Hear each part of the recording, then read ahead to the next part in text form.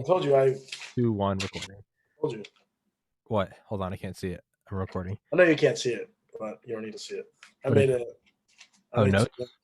Okay, so I've had him on before. Everybody listening, episode 323. Ernesto Azejo, who actually Ernie was guest number 5, and It was. Look at that. Yeah. Ernie was guest number 5, and as we've had him before, Ernie actually came on several times earlier this year, back before primaries. He came on when Biden got the nomination, and he came on, and I said, Ernie, give me your best speech. And as anyone that listens to this podcast remotely knows, I am right-leaning. I liked Trump. But one thing I would always say is I don't get why everyone on the left wants Trump to fail. Trump is the pilot of the plane that is this country. Why do you want the pilot to fail? Whether you're on the left wing or on the right wing, it doesn't matter. And as I said I would, if he lost, I'd have to eat a bag of humble dicks. And that's what I'm doing. And I'm going to I guess, stand up for what I said. And so Ernie's going to come on. And as he said to me, we were texting last night, he said, you know what? He goes, at the very least, and it wasn't even profound, but it came across as profound to me. He said, we have to at least try to talk to one another. And I just thought, at the very least, we have to try. Like, so Ernie, take it away. Take it away. What's funny? After I said that to you, I'm reading the what's the name of the book? The new Obama book that came out. I forgot what it's called. Sure.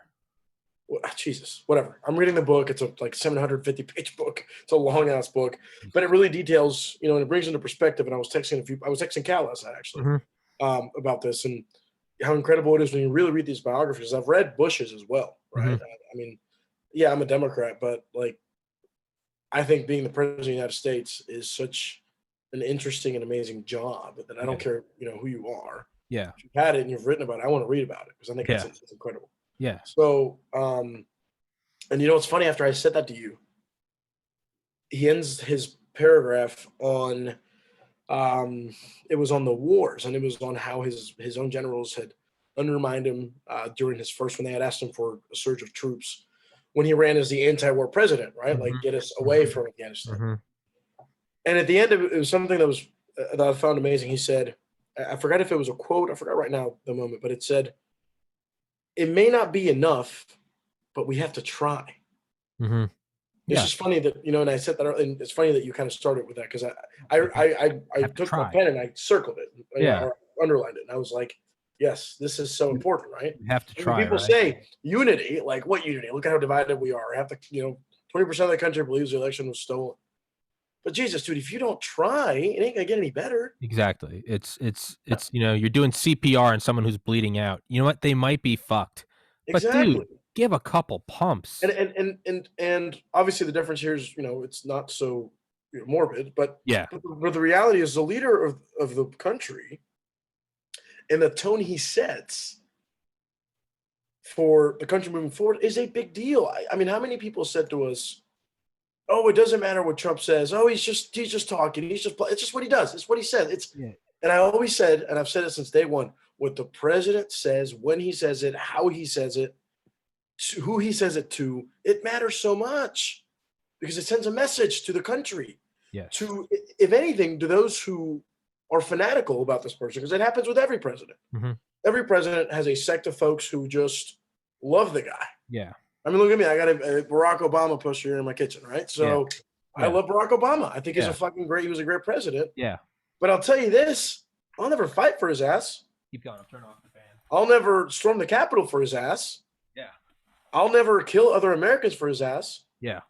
I don't want to fight for anyone, dude. Yeah. I just don't.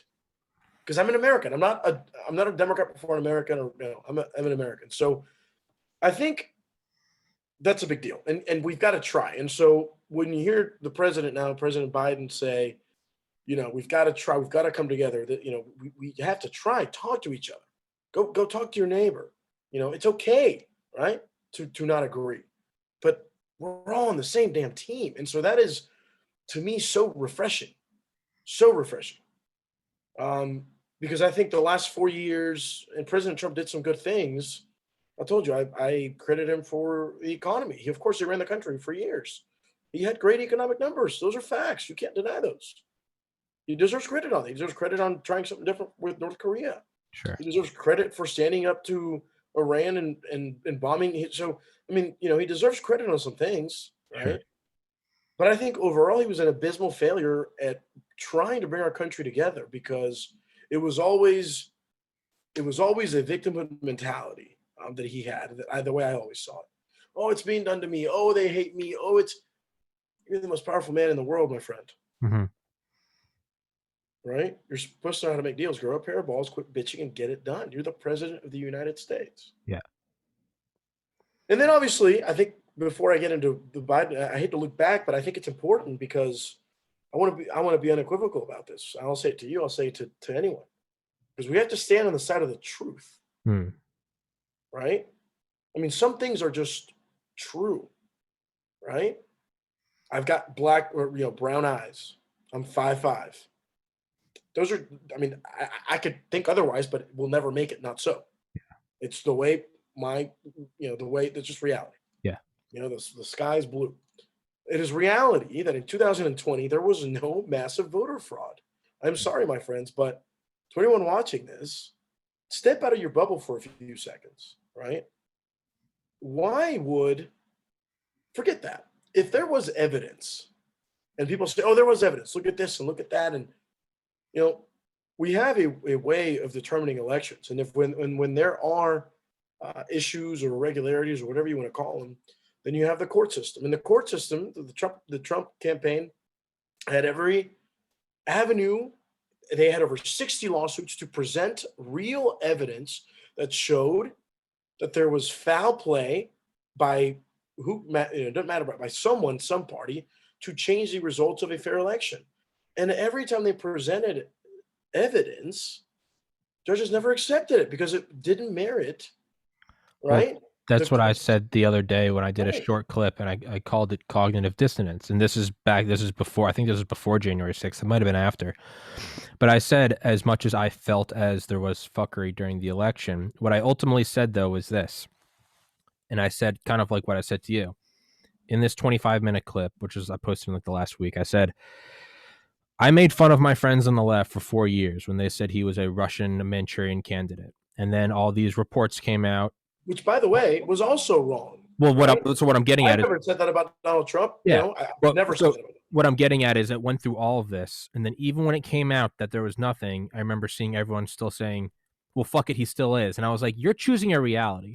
And what I realized is I said, "Hey, this is a guy who's the president, who has 18 intelligence agencies at his fingertips, and who it doesn't matter if he gets censored by Twitter. You're the president. If you really want to get a message out, you'll have it on every screen in Dude, 2 seconds exactly. You step on the out to the press planet. room, you've got literally every channel on the world waiting for you. Not even that. You're the president. You can just fucking use the emergency broadcast system. You'll be on every camera." So what I said was, as much as I felt in my gut that there was fuckery, I said, if he doesn't present evidence, it's not because he didn't have A, the means to do it. 18 intelligence agencies, they have everything.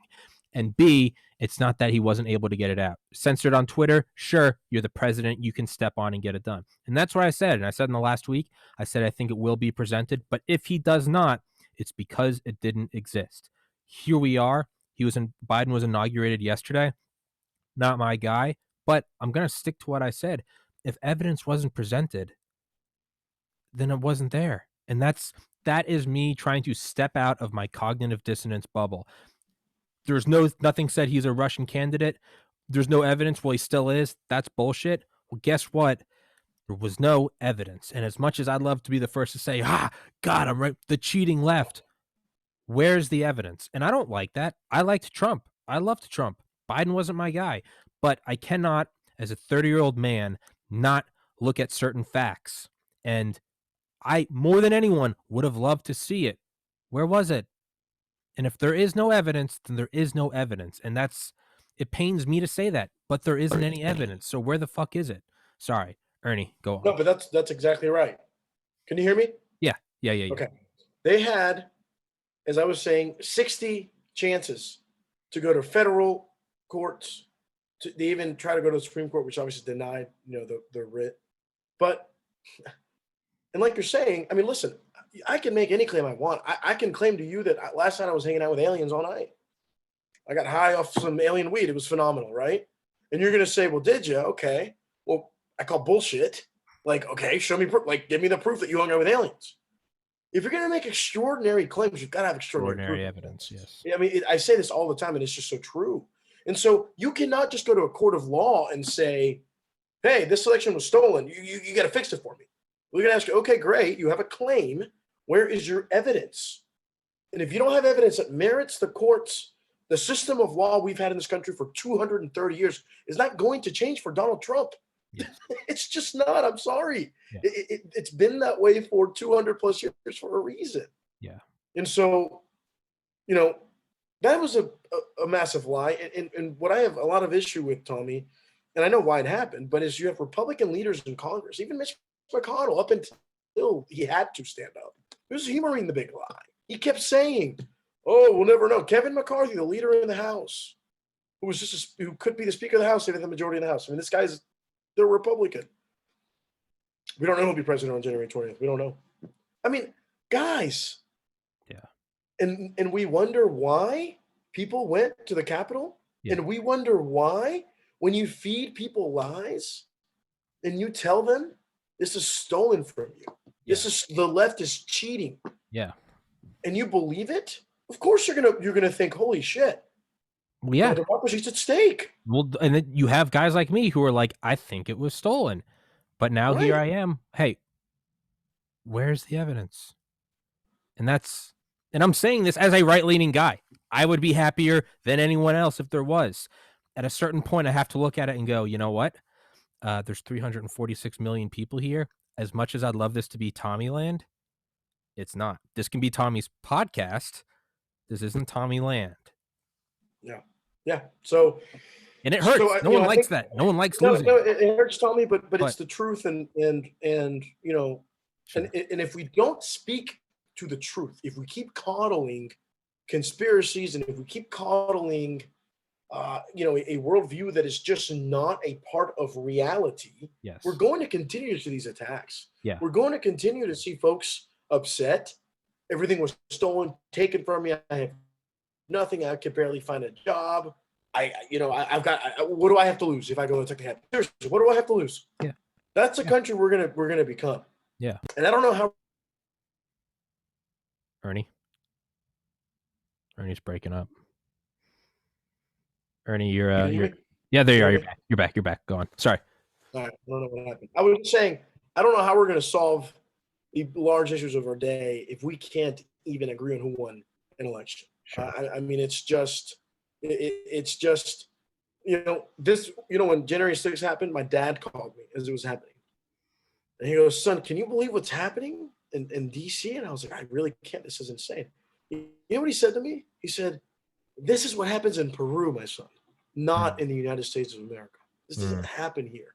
He goes, what is going on with this country? This country was founded, and listen, we've never been perfect. We've had a civil war, right? But over the last 100 years, let's not even say it, let's just give him 50, modern politics, We've never had a president who incited the violent mob onto the representatives of our country. We've never had a president who never even called the guy that beat him to congratulate him or to wish him good luck. He did leave him a nice note. Well, that's good. But it was, again, as I think I've told you plenty of times, Tommy, it was all about him. His ego was so hurt that he couldn't put the country above himself. And that, to me, is unforgivable. Yeah. That is one of many reasons why, to me, I didn't think he was fit to be president. Sure. Because he was so, and look, it is who he is. I mean, right? He's not going to change. Yeah. We knew that when we voted him in. So I just have to say, I don't want to keep shitting on Trump. It's over. You know, I'm calling for unity. I'm over here talking about Trump, but sure. But I think it's we must remember, and we must know who did what happened, and who incited what, and never forget, because that's something that shouldn't happen in this country. That happens again, you know, where I grew up, where my dad grew up, not here, and we should never let that become normal. Yeah, that's just not okay. Left, right, middle, I don't care who the hell you are. So we hope that doesn't continue again. But I think in order to do that, we've got to have an aggressive policy that's going to help people. And so let's go directly Let's into get on Joe to that. Biden and what he wants to do. So I Win, made some notes. win me over, Ernie, and give me some silver linings. I don't think I'll win you over, but I will tell you this. Well, give me some silver linings so I don't sit here and go, oh, it's all doom and gloom. I don't Well, want to be that. I want to. right. I want Now, keep something in good to mind, happen. a Democratic president just won. We have a Democratic Senate and a Democratic House. So, at the risk of sounding too partisan, when you win an election, you want your priorities passed. I mean, that's why you fight for power and you campaign and right. Yeah. So, I think the biggest business that we have to take care of is COVID. Yeah. But I made a point to write this down because I think this is important. You know, the first bill that the Biden administration already sent to Congress yesterday, or even maybe a bit today, I'm sorry, was the U.S. Citizenship Act of 2021. So it's an immigration bill. The very first thing they did, they vowed to the Hispanic community to pass an immigration bill within the first 100 days. Now, whether that will happen or not, that's another, who knows. Sure. But at least on day one, they are introducing that legislation. Now, that's a big deal, and that's a big constituency of obviously the Democratic Party. To people like me who know immigration, who understand the plight that a lot of immigrants go through, right? As I've told you before, when we first moved here, I lived in an unfinished basement for a few months. So I get it. No, I've never been poor. I've never not had anything to eat, so I'm not going to act like I was some. Sure. But I've been through hardship too. I've been made fun of for the way I spoke when I was a young kid. So I understand what that's all about. I understand what that's like, and that could have been me, easily could have been me, as undocumented. So by the grace of God, I'm not. So I don't have anything personally to gain from this, just so everyone knows. Some people may think, oh, this liberal just wants to become a citizen. Nope, I'm already a U.S. citizen. Been it since 2012. But again, guys, you've got to understand a lot of Hispanic people a lot of Hispanic people know undocumented immigrants. And so they're good people. They work hard. They've been here, most of them, for over 10 years, over 65% of undocumented folks. They're part of your community. I think most people, if you ask them about Hispanic people, they'll tell you they're very hardworking folks. So, none of them take anything for free. that's for damn sure. Yeah. So what this bill will do is it will legalize, right? If we're getting some specifics, the 10 plus million documented folks who've been here for a long time. It will give them an option so they have to be in the United States before January of 2021, which is generous. I will admit, maybe that can be something that can be negotiated, because that is literally like today or this week. Yeah. Maybe it should be back to 2017 or something. I don't know. Sure. Maybe that's something you can negotiate, but that's just at least what they've proposed, right? Sure. So once living here, it gives you a work permit, and you can leave and come back into the country, and then you can apply for a green card once you pass a background check and pay taxes. And that takes 5 years. After 5 years of basically a status where you're protected, you apply for a green card. And after you have your green card, you've got 3 years, you apply for citizenship. So it's an 8-year path. It's not immediate. It's an 8-year path. It's going to take a long time.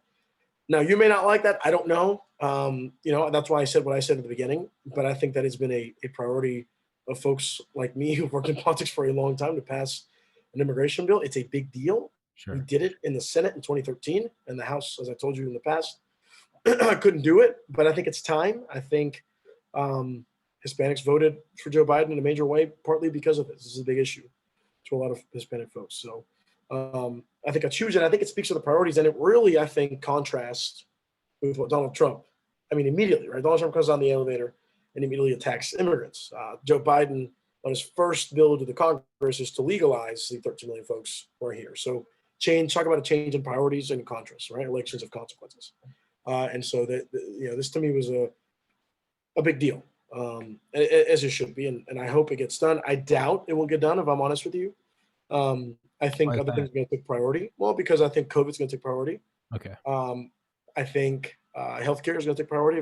If I'm being honest, I think the president's going to be more worried about healthcare. I think he'll push, but you've got to remember, in the United States Senate, you need 60 votes to be able to pass anything. The Democrats have 50 votes plus the vice president's with 51. That leaves you 9 votes short of invoking cloture to break a filibuster. And so if you can't do that, you can't pass legislation, right? Now you can pass it via some other obscure ways. Obamacare, for example, was passed via what was called reconciliation. without the need for 60 votes, simple majority.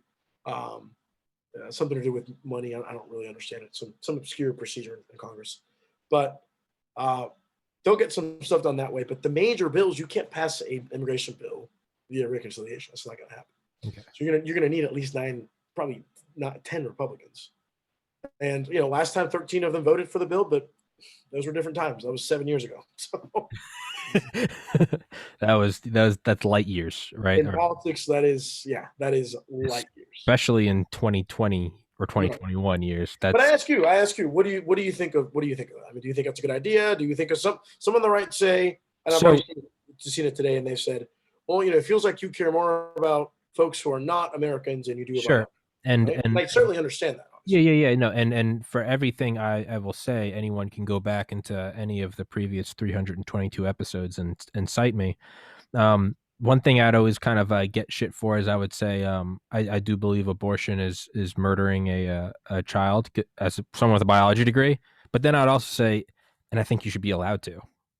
So it was kind of that, oh, fuck you. But I was like, biologically, I'm telling you what it is. But honestly, as someone that has an attitude, doesn't like people telling me in high school how long my hair can be, I've always said, despite me not agreeing with it ethically, I can't imagine someone telling me what to do with my body. So in that, I say this. Even in college, voted for Obama in 2008, Romney in 2012. I was pre-med, wanted to be a doctor, didn't want any fucking shitty Obamacare. Straight up was just like, fuck that. One argument I did always make, and I made this then, and I've made this in past podcasts, is one thing we can all agree on is this, is you shouldn't be able to be turned down in an emergency room, right? That's barbaric. I even said that at my farthest right point. I said you shouldn't be able to do that. Right. Well, if we've already established, and this was an argument I used to make in college and when trying to get into medical school, I was like, despite being a Republican, I'll tell you why I don't truly hate Obamacare. I did, but I didn't. And it was this, is that everyone is still going to be able to go to the emergency room. So why not nip that in the bud and just give them something? Because the reality is if we can all agree that we're not shutting off the emergency room, even the most far right guys would be like, yeah, it's probably inhumane. Okay, so we've covered that base thing, right? Let's say that we agree that no one's allowed to starve. And if at the last moment you can call 911 and say, I need food, and a specialized drone will come drop a Happy Meal in your front lawn. And we all agree that's probably good. Your child's starving. You should be able to have food right there. Let's just make up this hypothetical thing. Well, if we've all agreed upon this hypothetical thing, that food can be delivered via drone, why don't we just get a cheaper version of that and be like, yo, actually, fuck it. There's a section of Walmart you can go to and get a meal. Why don't we just chop out that expensive drone? So when I used to say about healthcare, as much as I don't agree with it, the reality is this is already a law that you can't be turned down. So why don't we just preemptively hit that? The reality is these people are here. They do work here. They're going to be part of social programs and they're going to vote. This isn't. Well, they're not going to be part of social programs. Well, for at least 8 years until they become a citizen. Point is what I'm saying. And that being said, I think most people agree on this. Most Hispanic people don't like shit for free. They will work. So will there be an increase? I'm sure some will be on it. Well, but I don't have numbers to back it up. It's just me. Point is what I'm saying is they're here and they're working. Why not make them part of the tax base? If this is Tommy country, it's all my way. The reality is this is Tommy's podcast exists within Tommy's country. So even as my most far right workout every day looked like a fucking Nazi pre-med guy, and I still said, hey, there's gonna be healthcare whether you like it or not. Might as well make a cheap version. So to answer your question in long form, I think it's gonna happen one way or another. Yeah. Let's just do it. So I think, and here you may like this part of the argument is the conservatives make to not pass any laws. They say, well, Reagan did it in the 80s, and he did. I was about to say, yeah, didn't he? People, and they said, it created a magnet for people when they came, and now you've got 13 million people, 20 years later. Mm-hmm. It's going to happen again, right? You legalize people, come again. Well, part of this bill, they're giving $4 billion over the next 4 years, so $1 billion per year to El Salvador, Guatemala, Honduras to try and revitalize their economies, to make sure that people are happy there so they don't come up here. Now, we can debate whether or not it's a good policy, right? Should I give my tax dollars to these countries? But the reality is, over the last 30 years, things haven't changed. Things have gotten worse, if not the same, in those countries. People flee, they come to the United States. I would rather try and help them down there and give them money down there than having to use our resources and compete for our jobs and create a whole new wave of immigrants. So I think that works to solve a couple of things. It's saying, okay, no, I'm going to legalize folks here. I'm going to make sure that their economies back home are solid so that they don't have to, that another wave doesn't come again in 5 or 10 years. Because as I've said before, being an immigrant myself, you cannot take everyone in. It is literally impossible. You've got to have borders. Another part of it too is they're going to increase funding for border enforcement, for security, for officer training, infrastructures at the border. So things like that. So the bill's comprehensive. It's not just, hey, let's legalize 13 million people and just fuck it, right? It's going to have other measures at the borders, make sure that we have things in place. If that's walls, then that's walls. That's okay. I get. My conservative take on it is, I'm definitely against giving money to those countries. And I would say more so, why don't we have a middle ground? Sure, build a wall, but also double the size of the immigration centers where you have to legally come through. All right. If we're not going to let them all in, fine. I would say don't give money to their countries, but I'd say let's maybe double the number of places where you can go and apply for citizenship. Right. If we're gonna pull a plug over here, let's make sure we have 2 drains or 3 drains or 4 drains. But again, ultimately, that's my agree to disagree. But as you said, we gotta fucking talk. So let's talk. Right. Back to you, Ernie. So that's what the Democrats or what the administration is proposing. That's their first bill. So again, talk about a change of priorities, which to me, I don't know if you remember this. I have been calling for Joe Biden for president since 2015. I know you have. I thought the guy. To me, he was a continuation. I've told you before of Obama. He was vice president. Mm-hmm. So, this is a huge vindication of me that this guy gets it. I was in the very first thing. You know what? No, I was going to say is there's actually a huge vindication for you because there are episodes before he even got the nomination of you coming on here, episode like 30 or something. And you're like, Tommy, let me tell you who's going to run, who's going to win, Joe Biden. I was like, fuck you, Ernie. Tell me why. I'm diabetic now with the amount of humble pie I've had to eat. So, you know what, Ernie, you fucking called it. Dude, because dude, I told listen. It's very simple. I told you this day one. 3 states. That was it. You said that. Joe was even able to. Yes. And Joe was able to flip 2 more in Arizona. I'd never in my wildest dreams expected. I'm not kidding, dude. I didn't even think John Ossoff and Warnock would win the Senate. I really didn't. I thought we'd lose. Sure. I'm not gonna lie to you. I really did. And I was wrong. And I'm so glad I was wrong. Yeah. I mean, I just didn't believe it. Again, to me, it was 3 states. People in those states know Joe Biden. He's been in the Congress for 47 fucking years. He's from Pennsylvania. He was born in Scranton. To me, it was so simple. You take the bombastic guy who is an entertainer, who's funny, that's fine. But in the middle of huge peril of a pandemic, of people losing their jobs, seems like he doesn't care. He seems like he doesn't. Ernie? It's just so simple. To me, it was the simplest thing. You know what I might have to do is I think I might have to go back because I think you've been on 7 or 8 times before this. I think what I'm going to do is I'm going to go back and I'm going to stitch together all the episodes, and it will conclude with this one where it's the day after Biden is inaugurated. Surely, if I got to give respect where respect is due, and you fucking called it. So I think I might have to stitch together all those episodes and have it culminating with this. Ernie, did you freeze up again? Can you hear me? Yeah, okay, you're back, yeah. Okay, yeah. It always it goes. Yeah, it's fucking what it is. I think I'm going to stitch all of your previous episodes together. Yeah, no, I heard you. That's okay. Yeah, I'll do it. You have my word. I'll do it. Ernie. Come on, internet. Ernie, I think that web on your end is freezing up. That's trash. Can you hear me now? We're good. Go. Yeah. Yeah, dude, my internet's trash, bro. Hey, I'm sorry. It's what it is. Don't worry. So bad. But again, it's not that I'm like in love with Joe Biden or I think he's like some, transformative figure. Let's be honest here. He was a damn racist in the 70s. I mean, he said, it's just the truth. He said, I don't want my kids in a Jungle Book. I mean, right? How can I deny that? How can I deny the fact that this guy gets on a black show that says, if you don't vote for me, you ain't black? Like, what? What are you saying, dude? You sound like Donald Trump. You can't say that. So, let's be honest here, right? Yeah. I'm not an idiot. It's not like you forgot. No, come on, guys. But at least this guy's trying Ernie. Folks, the way he touched women was Okay. wrong, right? Yeah. And so at least he's trying now in an old age. Is it enough? For people on the right, it will never be enough. But at least he's trying. What do we say, right? It will never Yeah. be enough, but try. Try. Sure. I'll see you on that. Yeah, I agree with that. You know what I mean? And so to me, that's a huge deal, especially coming from what we just went through with Donald Trump and what he said about minorities and how just, and it was funny, don't get me wrong. I thought the guy was entertaining. I thought he was hysterical. I think the guy's great. I mean, don't get me wrong. I mean, I really do. I think he's a hysterical dude. I just think he's fit to be president of the United States. Sure. I just don't. You know what I mean?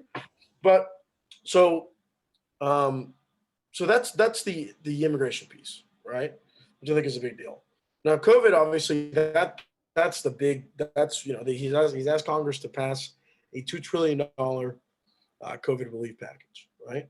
Working down, you got a $2 trillion bill, $400 billion. Write this down here, guys, so I can get the exact wording here. $400 billion for testing and to increase vaccine supply, right? We're not vaccinating folks at a fast enough rate. Apparently, New York's about to run out of vaccine in 2 days. So that's a huge failure. We've got to make sure that doesn't happen anymore. But $400 billion for that, $1 trillion for direct payments to Americans, so the $1,400 remaining to finish the job, as the president called it, and then $440 billion emergency funds for cash poor small businesses, communities, cities. So it's a comprehensive approach. People say that's a lot of money. That is a lot of money. But today, 900. We had a report come out from the Department of Labor. 900,000 people filed for unemployment this past month. 1 million people. That is the situation Joe Biden is walking into today. Yeah. The highest deaths of COVID since the pandemic, or maybe if not high, at least near highs. 1 million people unemployed. I mean, it's bonkers, but we got to figure it out. And so this is, Tommy, where we need Republicans. And I understand in debating and saying, you know what, maybe $2 trillion is too much, but this is where we need the two parties to come together. This cannot be held up. This cannot. I mean, it was already held up enough, under the last administration with everything that was going on, and that was everyone's fault, not just Trump. It was Nancy's, and it was McConnell, and it was everyone's. Pelosi had a huge part to play as well. So, guys, again, I'm a Democrat, but I try to step out of my bubble for everyone who's watching. Mm-hmm. None of our leaders are perfect. They make plenty of mistakes, and it's okay to recognize them. It's okay to say that Nancy didn't get quarter the problem, and it should be recognized. And so that's how you keep them accountable, right? If you always go, yes, oh yes, dear leader, that's not good. We need to get past that. But yeah. So hopefully that will happen. But to me, that's a big deal, right? That's on the domestic front, right? Mm-hmm. So immigration, 13 million folks, if we can get rid of that, you got COVID. And then I think the other thing, COVID obviously is huge. We could debate and spend a lot more time on it, but the pivotal things are vaccine distribution, PPE, money to people who need it, right? Because I don't really need money. Now, if I'm gonna get money, I'll take money, but I don't need it, right? And so, right? So, I don't have a problem with that stimulus being more directed at those who need it. That's fine. I have no problem with that. I don't need $200, but I'll take it. I'm trying to buy a house. I'll take it. So that's important. And then I think what ties into all this, and I think the president is going to try and make this an issue, or he should, is healthcare, right? Is how do we get more access to folks, right? And this is where you and I are probably going to disagree, maybe not. Biden's plan, is what a lot of Republicans call socialism. And if that's what you want to call it, that's what you want to call it. I'm not going to debate that. But I will say that I think the Democratic Party has a mission, and it started with Obamacare, to make sure that every person in this country has affordable healthcare. Now, affordable is a key word, right? Because healthcare is expensive as heck. And, no matter what we've done to try and curb the costs, we've curbed it a bit, but it still always increases. So I think the Biden plan was to expand Medicare as a public option. So basically say, here's a public option. It's exactly the same thing as Medicare that people love and are satisfied with. And anyone over the age of 18 can sign up for free. It's a public plan. Now, you don't have to sign up. to your surprise, that is actually something I do agree upon, and that's something that my fellow Trump supporters, again, kind of like me saying I think abortion's killing, but I also think it's okay. That's actually something that my conservative friends Yeah, do not agree with. But that's just, to me, I'm like, I just think you got to have health care. At the very least, hell, keep people in work so you can tax them and keep right, money. dude. You can You have know, economic growth. People yeah, spending 70% of GDP's consumer spending, my friends. you can't be doing that when everyone's dead. So okay, well then we agree. Now we can find the ways as to why. But I think the Medicare, and again, it doesn't force anyone into anything. It's not a national takeover. Yeah, It's not ending private insurance. It's just saying, if you don't like your insurance, keep it. It's all yours. Do your thing. That ain't going to change. If you don't like your insurance, here's a public option for you. Sign up for free. Now, what you probably find over time, since it's free, so a lot of people, obviously, it's always going to be the needy first. Everyone who needs it is going to sign up immediately. It's going to be a lot of people, probably 30, 40 million people easily. sure. Because about 20 million lost their insurance during the Trump presidency because he did away with the individual mandate. So people didn't have to have it, so they said, "Okay, screw it, we'll just not have it." So a lot of people, but I think it's a good idea. I think it's a way to move forward, and I think it's sort of a compromise between saying no, it's got to be government run for everything, right? Because that's not going to work in America. It's just not, right? 184% of Americans get their healthcare insurance through their job. But again, if they had a choice, or if they don't want to worry about not having to switch jobs because they have good healthcare, then they can go to the public option, right? You free people up to be entrepreneurs, to start business, because they don't have to worry about, I can't leave my job because I can't afford insurance. What if I get sick? Sure. What about my kids? So that was going to free a lot of folks too. You Give get them a lot cancer and you're bankrupt. Yeah. right. And as we've talked about before, I don't know the updated stats, but before Obamacare, the number one cause of bankruptcy in this country was healthcare costs. And I told you this, right? 60% of those folks already had healthcare insurance. That's wild. That's fucking insane. Wild. That's insane. Wild. If that doesn't show you how fucked up the system is, what the hell does? And I the point of where I was never, I don't get agreed upon with my fellow conservatives, and is, I mean, Ernie, my situation. I lost a sibling. Water. Keep talking. Yeah. You're good. Ernesto Isaiah, looking sexy in his white cotton shirt and his golf hat, sad dad dance.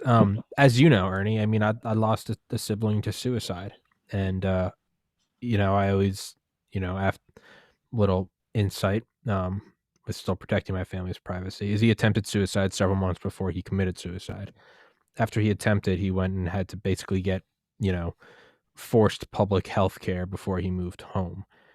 And one thing I always think about is, what if there was at least an option to have go and seen him? And maybe there was. Maybe I'm using my brother's death, and maybe I'm not using it morally. Maybe he did have the option and didn't go. I don't know. But that is something I always think about is, would that have, maybe it only would have delayed it. Who knows? And I'm not trying to turn this, to me, it almost feels like pulling the race card, because I'm like, my brother would have. But yeah, I think everyone should have access. You know what you're getting down to, Tommy? I think this is something fundamental that I haven't even made an argument for in so long, because of how disruptive our politics have gotten. Because we don't talk policy, we just yell at each other. Yeah. And we're finally, I think, going to talk policy again. Yeah. What it goes to, and this is a core reason why I'm a Democrat, is it goes to the morality of our country. Sure. What kind of country do we want to be, really, if you think about that for a minute? We want to be a country where every single American, every person who's so lucky to call themselves an American citizen, has the ability to see a doctor and seek out help when they need it. Shouldn't be a luxury for those who can afford it or have a good job. Yeah. Because it goes very much to the same minimum wage debate, which we may disagree on. Well, they're flipping burgers. They need $15 an hour. Well, they're doing this. My friends, the dignity of work is just, to me, I don't care what you're doing. If you're working 40 plus hours a week in the richest country in the world, my friends, you should be able to feed your family. To get an apartment. You should be able to get an apartment. This is America. Yeah. No, I agree with you. McDonald's, my friends, has billions of dollars in profits. They pay their CEOs millions of dollars a year. And you're telling me we can't afford to help those who literally keep those businesses open? Sure. I understand it's not the most luxurious job. I wouldn't want to be a McDonald's cook. Yeah, no, fuck that. I wouldn't want to be a server. I wouldn't want to be this. That's why I'm a professional. I work for a massive corporation. I'm an account executive, dude. So you see what I mean? So I understand all that, right? And I understand some folks are just lazy, but the cost of living has gone up significantly over the last 30 years. It continues to go up, no matter if you raise the minimum wage or not. If you had kept the pace of minimum wage up with inflation, if the law said the minimum wage should raise with inflation, the minimum wage today would be $15 an hour, my friends. That is a fact.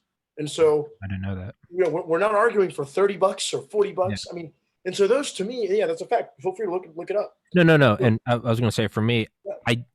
I just kind of like, you know, I don't morally agree with abortion, but I can't imagine someone ever telling me what to do. It'd be like if someone said, Tommy, you can't fuck until you get a vasectomy because you don't have the money to father a child. I'd be like, even though I don't want, I would just be like, fuck you, you know?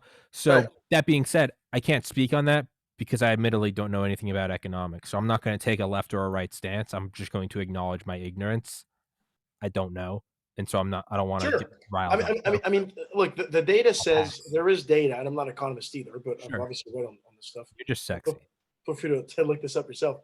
The data says, yes, there is a small increase in prices. This is true. They're going to make up somewhere, you know, for it. But it's, you know, it's not going to go up like, you know, you're not going to pay $10 for a Big Mac. Matter of fact, you're already probably paying about $7 for a Big Mac meal anyways. Yeah. So that's already been going up. So the reality is, yeah, we'll go up. We're talking maybe 15, 20 cents nationally. I mean, you know what I mean? It's not like it's gonna be some calamity. I mean, if that was the case, my friends, it would have already happened when we raised the minimum wage, right? Yeah. And so, but that, again, it speaks to a Democratic core. And the reason why, you know, I'm a Democrat is because it's a matter of morality. Who are we fighting for? You know, are we fighting to give tax cuts to people who make incredible amounts of money and are going to be just fine, whether you give them a tax cut or not? Or you're looking to help the people who can barely get by, who work 40 hours a week and still need government assistance? Yeah. I mean, it's to me, it's not even close. Yeah. Like, whose priority should the government be? If I may, I would tie in how I see it. What you're saying, sure, people that can't get by, they can't even. This is America, damn it. To me, that's where I would bring in the whole $1 billion to Guatemala, El Salvador. I would say, hey, you know, and this is where you get, and you might not, you know, this is where people like myself were drawn to Trump, because it was, hey, there's nothing wrong with taking care of America first. And I don't want to go back onto Trump, but the point is what you're saying. I'm with you. There's people that can't afford these things, but before we go give billions to El Salvador and Guatemala and wherever, we put that here first. So that's kind of where my, but 100%. What you're saying is like, we have to talk instead of sitting. But here's the thing, right? Ernie, you and your billions of dollars back to the South. We're not getting anywhere. So right. But that's the thing. We can do both.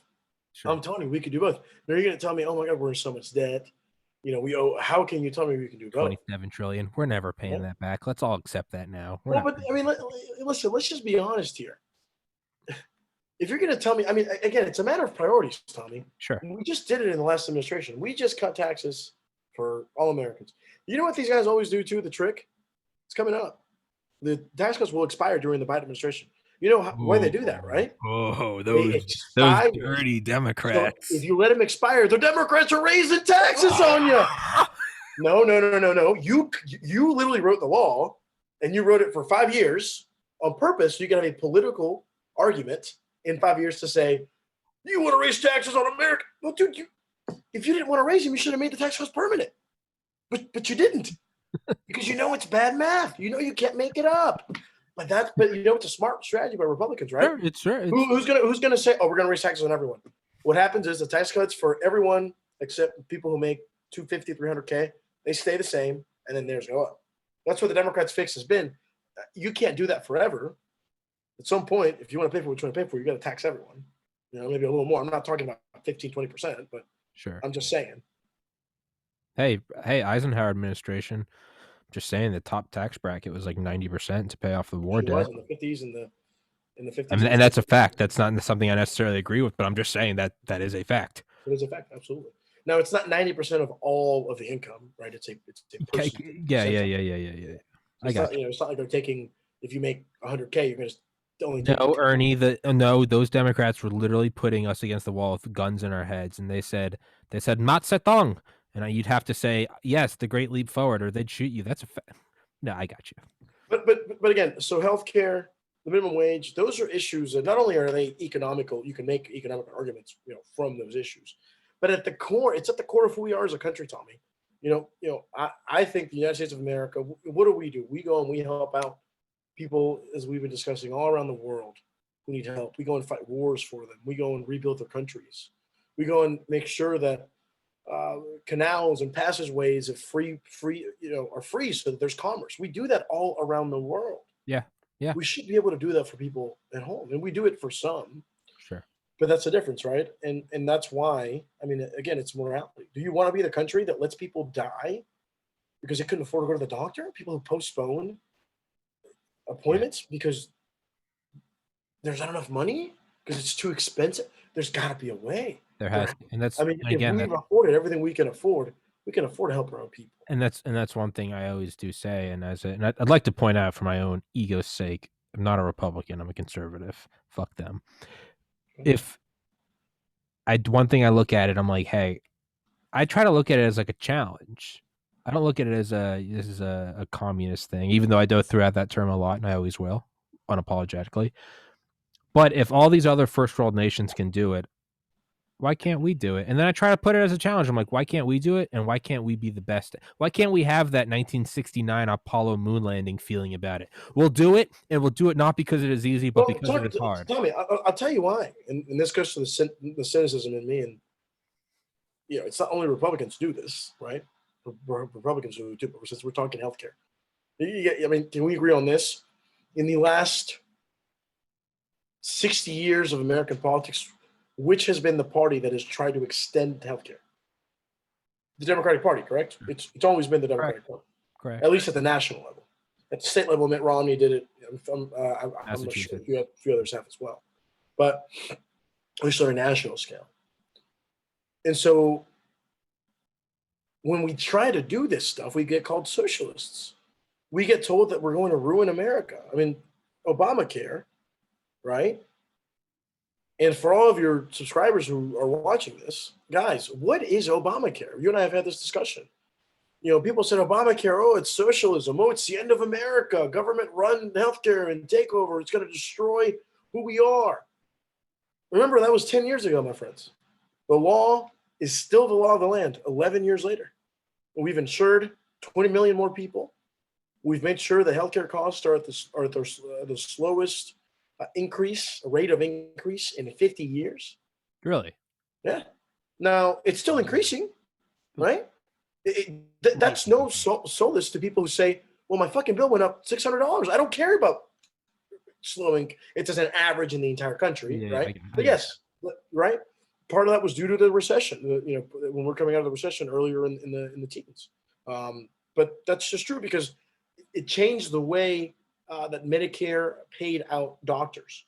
It wasn't anymore per visit, but rather it was per outcome. So if your patient got better, then I'm going to pay you more, and you don't need to get that patient in again. You see what I mean? So it changed the way Medicare and Medicaid paid out physicians, which was a big deal in how they were spending, what the federal government was spending. So, but guys, so those are a few goals. But what is it? If you're gonna attack something, I hope you know what the hell you're attacking, right? And so the reality is, it did a couple of things. We've talked about this. I don't want to get too into the weeds, but it reformed the insurance industry into what kinds of protections. So the most popular things of Obamacare, for example, you can stay in your insurance till you're 26. It closed a donut hole for seniors on Medicare who were going to get an extra $600 in terms of, there was like a whole, literally, it's a weird thing. It's like a percentage for an amount and then another percentage, but they didn't get a percentage in There's between. a weird middle. Yeah, no, I remember. So it closed a donut hole for those guys. It changed the law, my friends, to tell insurance companies, listen, you can no longer discriminate based on pre-existing conditions.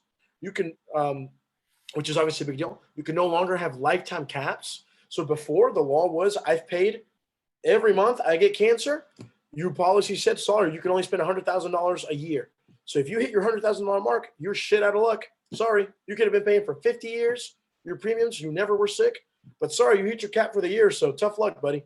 That was the reason why people were going bankrupt, because they hit their caps. They didn't have any money. They had to max out the credit cards. They had to get loans. Fuck. Guys, Yeah. we changed that. Barack Obama and Obamacare changed that. So, those are big popular things. That was one side. That was a regulation of how the insurance industry charged and classified Americans. You then have the actual insurance plan piece, the pools in the markets, the marketplace, right? That was a disaster in the rollout in 2013 or 12, 13. What do those do? Those literally put people in one state, so the state of Georgia, everyone who was uninsured, you pulled them all together into one group and you said, okay, it may make more sense if instead of Ernesto just trying to get a policy with the big three, I've got a few 100,000 people that need a policy now. The power of economics, right? Now I'm bargaining as a group, as big companies do. And hopefully we'll get a lower price. Guys, it's economics. Big bad communism, socialism. This is literally what it was. Ernie, you are like the Uncle Tom for like white conservatives that like you like ease the brake of liberalism. You're a Hispanic guy talking economics in a fucking like but master's hat and a in a polo. It's Ernie. It's like Ernie. You're like the prepackaged Uncle Tom. Your uncle and your Uncle Tom. Your Uncle Tom. TOMAS. And man, white people are very comfortable with me because I grew up with them. So, and for everyone listening, Ernie and I have been friends since fall 2009. But seriously, yeah. You know what I mean, guys? So and then now here's the part where we can disagree, and this is why this was a Democratic plan. It was more government to an extent. I will obviously give you that because we think government can help. Sure. We could vehemently disagree on that. That's just a philosophical difference. That's a favorite color. Right. Yeah. Right. Exactly. But what we did is we said, okay, we're going to pull everyone together. We're going to mandate in the law that everyone has to have insurance so that everyone has skin in the game. Because if you don't have skin in the game, what's going to happen is the people who need it most, the older, the sick, are going to go get the insurance. It's going to skew more high risk. Prices are going to rise. But if you have the healthy folks like you, like me, in the pool, you help them to subsidize some of that cost for those older, sicker folks, right? Yeah. Just the way. And the point being is this is what I came back to, even pre-med, super far right. I would say I was more far right then than I am now. The me then would say, and as much as I don't like this government stepping in, the reality is you are still going to offset that insurance, because if they don't get any, they're going to go to the ER. And guess what? Next time you go to the ER, if you play Grand Theft Auto, when you have a small bank account and you go get shot up by an Uzi and you die, your bill is about $5. Later in the game, after you do the final heist at the not Paleto Bay, but the Union Depository, and you get $20 million. If you will notice, every time you die and go to jail, guess what? $5,000 for a respawn. Yep. So, point being is, there's no such thing as a free lunch. It does get subsidized one way or another. The federal government already had a pot of money that it gave hospitals that didn't get paid. Yeah, we were already subsidizing these people. Yeah. We were already doing it. Instead, we literally said, no. Now you got to pay for yours. And the thing I come back to the thing I come back to is everyone, Republican and Democrat, you ask, will say, no, you shouldn't be able to turn someone away at an emergency department. So if you agree with that, then you agree with subsidies. If you don't agree with that, okay, I guess I respect your cold-hearted psychopathy, I guess, but But you're not a human being, not in today's society. But yeah. So that's correct. So we pull people, hopefully that brings down costs to make sure that everyone's in the pool so that, again, we're trying to hold down costs. That's the imperative here, right? And then for those who cannot afford, since you're making them buy insurance, the government is going to mandate that was the individual mandate. If you're going to mandate, and then those who cannot afford it, you got to do one or two things. You expanded Medicaid, and Medicaid eligibility expanded a little bit. That was another part of Obamacare. The second piece was if you didn't qualify for Medicaid, then okay, we'll help you to pay for the plans. Guys, private insurance plans, not government plans, not Medicare plans, private insurance plans. Kaiser Permanente, Cigna, whatever you want to think of. So guys, yes, it's a little bit of government subsidy to help some folks, which Democrats think is a good idea. Some people don't, and I respect that opinion. It's just a philosophical difference. But that, my friends, is not communism. Helping folks to just getting private healthcare insurance is not communism. What if you could say it's assistance, you could say it's government help. This is true. But it's philosophical disagreement comes down to, let's put it to a vote. And that's what it is. Elections have consequences. And then keep in mind, the Republican Party had the majority for the first 2 years of Trump's presidency. They could have repealed Obamacare, and they never did. Why? Because there's no alternative to it. If you go back to what was happening before, You're going to take away all the protections. And here's the thing: if you still keep the protections, but you do away with everything else, the costs are going to skyrocket. Because now you're mandating insurance companies cover all this stuff, or at least things that are going to make things more expensive. But you're not going to pool people anymore. People are out on their own. It's going to make things way more expensive. Obamacare isn't perfect, but it was just a way of helping. So, guys, if you're ever going to complain about Obamacare, make sure you listen to this, okay? Give it some thought. You can disagree fundamentally on whether or not the government should have been involved. We can definitely disagree on that. I think we should have. But it's not communism. It's not socialism. I see people on Facebook who say, oh, you voted for Joe. Oh, I hope you're happy with what you're getting. Those people who they'll post and they'll say, oh, look today, dollars $1.95 gas and interest rates are so-and-so. And it is so ignorant. My friends, the president of the United States does not control gas prices. The president of the United States can have a small effect by releasing reserves. We're talking maybe 15 cents to save money. And reserves come down to a national security argument. And that's exactly. And the interest rates, my friends, is not due to the president. The president doesn't pick the interest rates. It's the Federal Reserve, my friends. It's the way the economy is, my friends. The reason why it's been so low is because we had a major recession 10 years ago. And we recovered for sure. But it obviously, the people who are way smarter than all of us combined who set these rates, obviously never thought it was a good idea to keep raising them. Yeah. So, my friends, that has nothing to do with the president of the United States. That's called monetary policy. What are you trying to say? My friends, think. Look it up, please. Yeah, I texted, and you've met him, but I don't know if you'll know him. I won't say his name, but one of my best friends who I've known since middle school, super liberal guy. You know, I kind of texted him yesterday, and I was like, "Hey, I need to eat my own words." I was like, "Biden won," and for my own like soul growth, I have to acknowledge I lost. And he goes, "Yeah, man, that's good." He goes, "But dude, just so you know, local politics will affect your life more so than Obama or Trump ever will." And I was like, "Really?" And he sent me some examples, and I was like, "Well, fucking A." That's very true. That's very true. At least locally, yeah, that's very true. Zoning, yeah, regulations. I mean, yeah, it's like we can rah whoever, but he was like, "Dog, your like curfew laws or your open container laws or your new highway off ramp, all state." Like, dog, that's your county people that meet 3 miles from your house. He was like, "Go get involved there." Okay. No, that's very true. Yeah. So that's very true. Yeah, so that is important. Keep attention to local officials. It's very true. I've worked in state government, so yes, this is true. But so what else you got in your notes? So no, to me that those things are a big deal. So healthcare, I think, is something he should take on. Again, it's a morality issue for Democrats, and that's domestic policy. Now let's talk foreign policy, because that's another huge deal. Yeah, that the former president, in my opinion, made a mess of. Right when we discussed the fact that the president of the United States did not stand up to Donald Putin, putting a price on American soldiers' heads, a bounty. Yeah. That's not okay, my friends. I don't care who you are.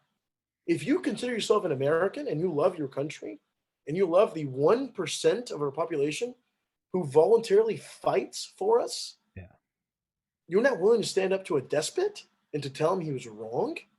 You're not willing to say anything when they're cyber attacking your agencies and hacking into your departments, because Donald Trump didn't.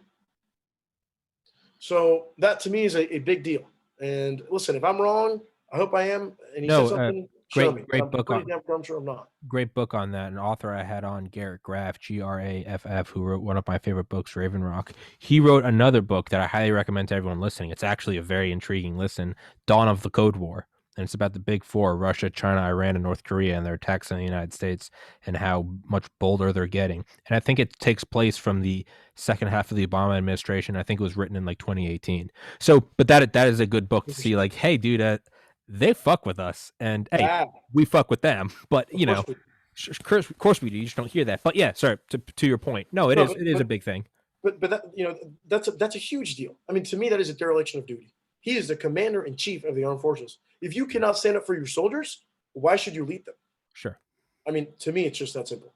Sure. Again, part of many reasons why I'm so happy this guy's no longer in office. But but the biggest thing to me is repairing alliances. Bringing America's standing back in the world. you may disagree with me on this. That's okay. I think you will. I suspect you will. Donald Trump, in my opinion, I want to choose my words carefully because I don't want to be. Donald Trump didn't represent America at its best. I'll say it that way. Sure. I think as always, it was about him. It was about how he looked, how he seemed. Remember when he pushed the guy out of the way to be in front because he's the president? Yeah. Those are things that that you do when you're like 6 years old. I mean, not when you're 74 years old. Or you're piss the drunk. Powerful man on the planet. Yeah. Like, give me a break. But so to me, I mean, again, the berating of NATO, the berating of our allies of Germany, of France, people who have bled and fought with us, needed to stop. It has stopped. Joe Biden is going to repair those alliances to make sure that America's heard. Again, we're rejoining the World Health Organization. We're rejoining the Paris Climate Accord, which, again, in my opinion, are smart things. It's something that we should have never left to begin with. I think in regards to Iran, that's going to be a big, big deal. He tore up the nuclear deal. Iran is now again spinning centrifuges of uranium, yes, to come up with bombs. So we are literally, by the definition, we are in a world today now where Iran is on its way to making a nuclear weapon again, when they had stopped doing so in 2016. So that is just a fact.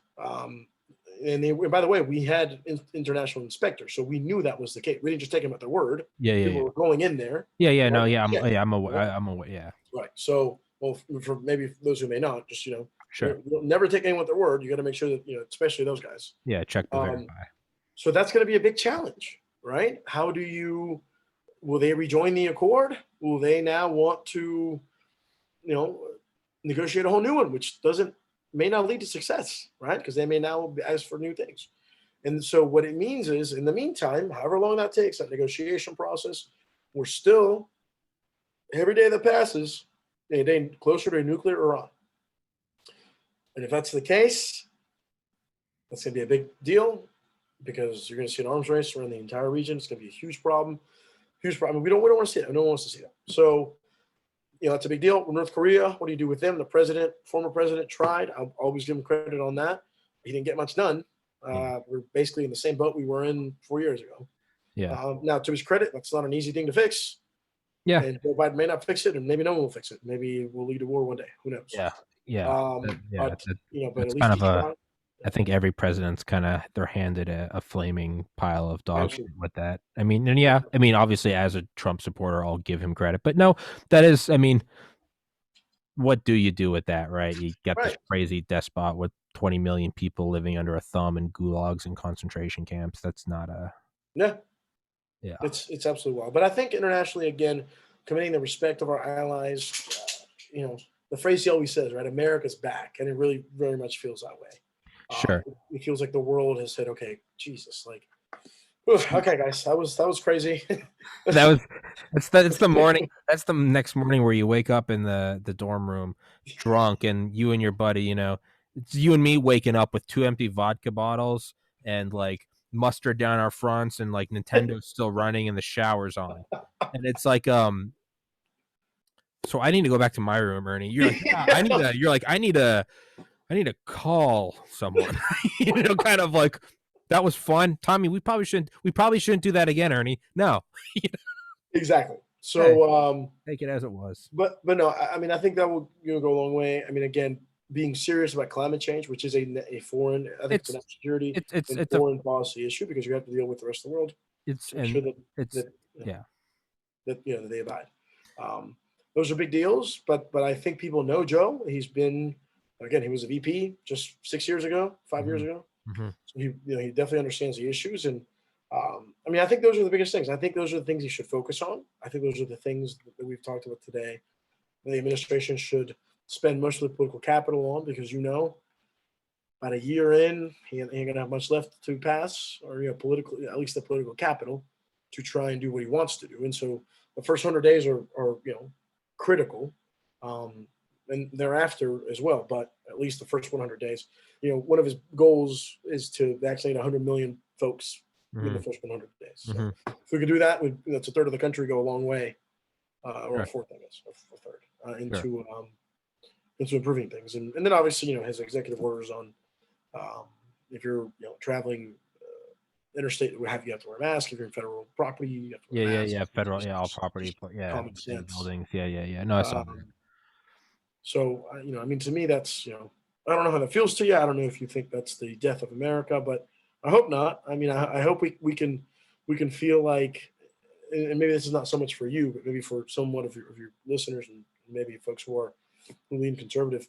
Guys, one thing I will say, and I've always, and Tommy will be my witness, I've said this for every president. I've said, when Trump won, I said the same thing. I said, I wish him success. You did. Because he's our president. There's video evidence on this podcast of you saying in January 2020, Tommy, I don't like the guy. I think he's an idiot, but God damn it, he's your president. Right. And I vividly remember your Facebook post when he went to North Korea. And I remember you saying, this is back in like 2018. And you were like, to everyone wishing this guy bad, you were like, fuck you. You're like, he's the president of the United States. And you're like, denuclearization of the Korean Peninsula is a good thing. Godspeed, Mr. President. And I was like, that's Ernie. That's a motherfucker I can work with. And I said the same thing when he won the election. I made a post and I said, I didn't wish him. I didn't want him to win. He won. He's our president. And, I had all these people, you're so classy and you're so great. And look, I don't do it for the accolades, guys. I do it because I'm trying to set a damn example. This is what we need to be. And the thing is your example has worked, because that's why I reached out to you yesterday and said, please come on. Because truly be the change you want to see in the world.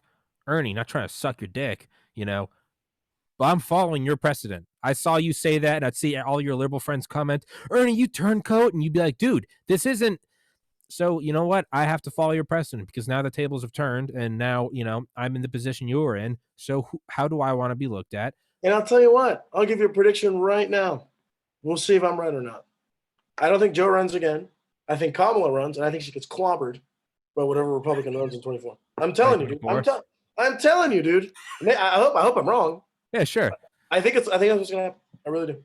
I appreciate your candid nature, but seriously, Ernie, I would say that the way you've acted online is not in vain, because it has what's inspired me to go, hey, I was wrong. And like you said right before you start recording, you're like, no one likes to lose. No one likes to lose, dude. No one likes to lose Tom Brady from your team. It sucks, right? But guess what? A new season starts. And here we are. So, and again, guys, think of how blessed you are to live where you live. Think of how lucky you are. Ultimately, here I am with air conditioning and heating, a brand new jacket I got for Christmas, on a MacBook, new microphone. Have this, and what's even better is I live in a country where I'm free to openly say, Ernie, I don't agree with you, and then that's it. The Gestapo doesn't break down my front door, right? Exactly. And so, and I always look back. Civil War, not so much World War I, Great Depression, Dust Bowl, World War II, Cuban Missile Crisis, 9/11, 2008, COVID. We've got through all those things. I think this is it. Do we got an uphill battle? Yeah. But I think we're standing on the shoulders of some freakish giants. Yeah, and I'll tell you, another thing that I think to me is important, right? And Tommy's pinning me to be an angel here, guys. I'm a partisan myself too, right?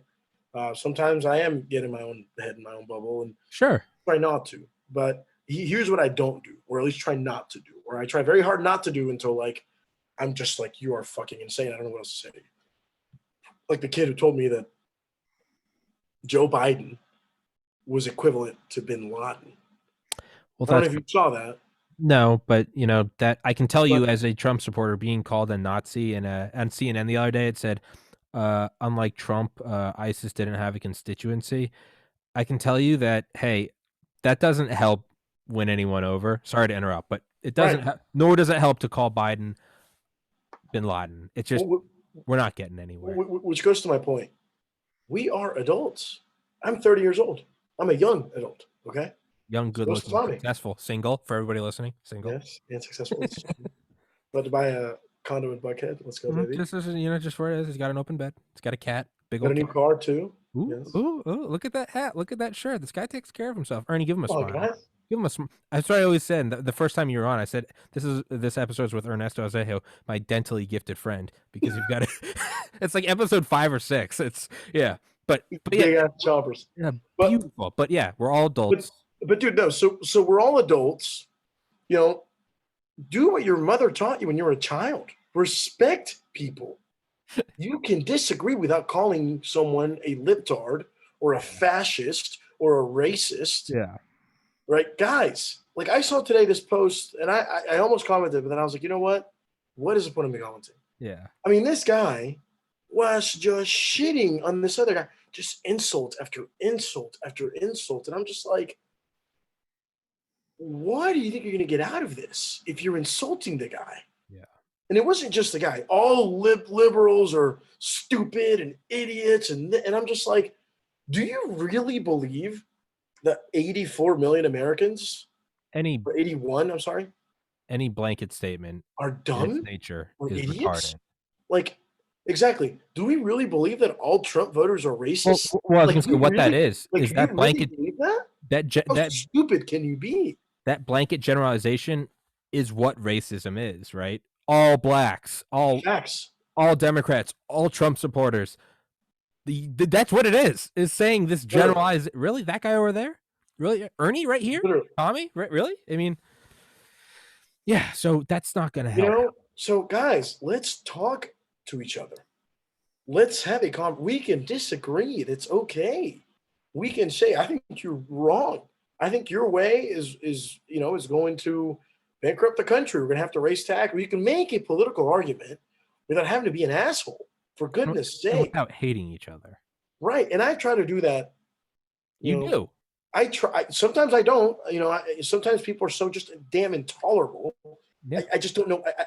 I have no. I've tried to be nice to you. Hey, there's I don't know what plenty else of to say. evidence on this podcast of me getting on here and just started yelling about how much I fucking hate what the left's doing. And then I watched that episode in hindsight and I go, man, I was really making a fool of myself. I don't take it down because I like to fucking embarrass myself. When I look back at it, I always describe it as when my friends are like, how come you have Ernie on? I'm like, well, because Ernie is liberal and I'm conservative and we disagree on a lot. Why do you have him I'm a on? liberal. I told you this. You're a liberal. What? Yes, sir. I don't consider myself a liberal. Okay. Democrat. I'm a Democrat, but I would say I'm center left. Center left. I don't call myself a liberal. Liberal is Bernie You're Sanders. Ernie and I'm Tommy. I'm no damn Bernie Sanders. I'll tell you that. No. But the point is, I work in fintech sales, my friends. The point is I like having you on because it's like when you're working out and then you add a little weight to the bench or something and it hurts. Well, that hurt is you getting stronger. So when I have Ernie on and it's not hot under the collar, like, oh, I fucking hate you. What it is I describe it as it's this uneasy moving in my stomach. And what is that? It's the feeling of, oh, fuck, I might be wrong about something. And it's being video recorded. So I gotta, but that's why I do it is because, and you know what, in 4 years, I hope to be, 2008 liberal, 2012 conservative, 2016 liberal, 2020 conservative. In 4 years, I hope to be arguing versus the left. And in 4 years, I hope Ernie's arguing about me to why the conservative should be president. And then in 8 years, I hope it's backed because that means we've grown. And but yeah, so. I doubt that will happen, but. Sure. And I doubt I will. But the point is I have that wish for growth. You know what, dude? No one thought Trump would be president 4 years ago. So you never know what the hell could happen. You never know. You never fucking, especially in politics. 4 years is a different universe almost. So, but no, guys, I would really encourage that, right? I mean, most of my friends are Republicans. And so to me, I've said this plenty of times. I don't wake up and I go, oh, this morning I'm Ernie the Democrat. How happy am I? That's not how I wake up, guys. I wake up and I go, yep, here's my dog, here's my cat, love him with all my heart. How lucky am I to be in this beautiful country? How lucky am I? Let's go I get to work from home, that I can make my sales calls in the comfort of my home, that I can go to an office. How lucky am I? And so, all these fights and political disagreements, they are important. And principles are a good thing, right? If you have principles, stick to them, right?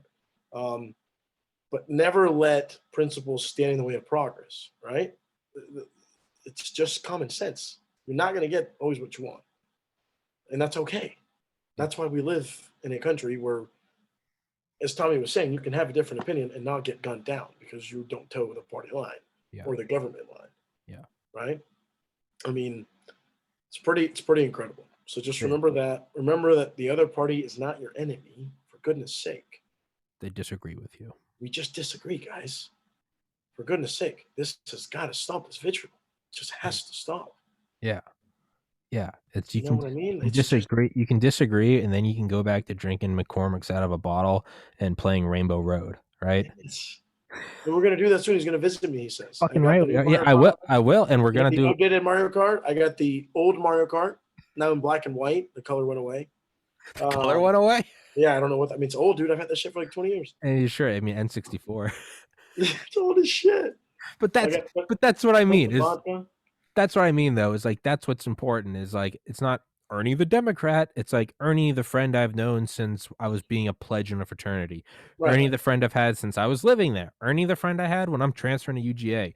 Ernie the friend I had that reached out and donated $5 to the charity I started when my brother committed suicide. Yeah. Ernie the friend I have when I'm first starting the podcast. Hey, Ernie, I need some guests. I'm starting this new thing. Will you come on? Sure thing, my guy.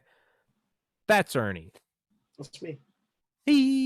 No, man, but again, man, this stuff is important. And guys, a lot of y'all may be disappointed about Joe Biden. I know how you feel. Yeah, that's how I felt 4 years ago. I will say it's the first time I've had to face defeat because when I got involved it was 2008. Mm-hmm. And Obama won both his elections. I thought at the national level, of course, in Georgia we've lost plenty. Sure. That's a fact, but at least at the national level. And I will say, don't despair, because they said in 2008, Obama's ushering a new majority that's going to give us a majority forever, and Democrats are going to do this and that, and then we lost everything in 2 years. We thought, no way, Trump is going to win. There's no way Hillary, and then he won. And then they said, Trump is not going to lose, and then he lost. So, guys, shit happens. It comes, it goes. It's part of it. It sucks. But I promise when you woke up this morning, you still felt the same as you did yesterday. Did you not? And the reality, because I remember thinking to myself, man, I'm relieved this is Biden's president now, but honestly, what has changed in my life? I woke up and what will change? Yeah. No, I woke up, looked in the mirror, and still said, "Fuck, I gotta lose a little weight." Exactly. Still said, "Shit, I gotta go to the gym." Oh, this hot shower is good. Fuck, I'm sorry, I'm gonna take the day off today. I'll go back tomorrow. Do this. Oh, fuck, I gotta go get the mail. Fuck, it's cold outside. Come on up here. And I'm laughing with Ernie the same way I was laughing pre-COVID. When Trump was president, when Obama was president. Yeah. When you were on before Kobe died, rest in peace. But before Kobe died, it's so ultimately it is. It's like. That's one thing I always think about is like if you could just record my whole life and then mute it, so it was like a silent film, like in 1800s, and it just shows me. You could even do the piano, just me running around for the last 30 years. Aside from the fact that I'm getting older, and you could tell that it's more years have gone by, you would never be able to tell who was president. Exactly, because you could never go, hey, look, there's the part where he was forced draft into the military, because that didn't happen. Where's the one? Oh, see how I'm walking around with a broken leg because I had to have Obamacare? Didn't happen. Oh, did you see him there? See how everything's great, because America was great again? Didn't happen. You know what I don't understand, and I think it happens. I think the right has a sentiment today. There's definitely some elements of it on the left, but a lot of these folks, for whatever reason, think that the government is just out to get them. That the government is coming to take your freedoms. I mean, I've seen so many people say, well, now good luck. Now that Biden's president, your freedoms are all gone. Oh, the America we loved is gone. And it's like, where does that come from? I really legitimately do not understand that fear. I don't have that fear at all. I don't think anyone's messing with me. I don't think anyone's getting in my face. I don't think anyone's coming for me. It's what I addressed in my cognitive dissonance episode last week, where I looked at my liberal friends over the last 4 years. Not Ernie. Ernie, you're more level-headed. Like you said, still biased, as myself, still biased. But I looked at a lot of my farther left friends, and for 4 years, it was, you'd think that they were at a perpetual funeral. They'd be like, another day in Trump's America. And I'd be like, yo, like, what, okay, I get it. You don't like him. I get it. He's got a fake tan. He's on his third wife, and he's a bit of a douche. Like, I get it. But like, nothing's happening. Like, the reality is your life is as boring as it was before. And so until January 6th. Until January 6th. Yes. Then yes, it became I real. would agree with you. Until then, I think you did. I mean, he incited. Yeah. I mean, he said it. You have to go to the Capitol. You got to be strong. You have to rep Mo Brooks from Alabama. Today is the day we start kicking ass and taking names. Yeah. Yeah. You've got people in the Capitol. Hang Mike Pence, the Vice President of the United States. You had people who were planning this beforehand at the behest of the President of the United States. Yeah. You have now investigations as to whether there were members of Congress who gave tools to people. Oh, yeah. Did they let him in? Before the fact. So I would agree with everything you've said. But I will say, Tommy, I don't want to sound like a pompous asshole, but this is what we had warned about for years. You have. Oh, you have. This is what we said. This is what this guy can do. Now, did we think it was going to happen? No. And to be fair, it was a pretty shitty attack, right? I mean, they did get in there. Everyone was gone. Then they got fucked, and then it was over. Yeah. But the thought of that happening. Think about what happened. For the first time in the history of the United States of America, a group of people who believed a lie had nooses ready to hang the Vice President of the United States, the leadership in Congress, at the behest of one man. That's not just me saying this. Mitch McConnell said this.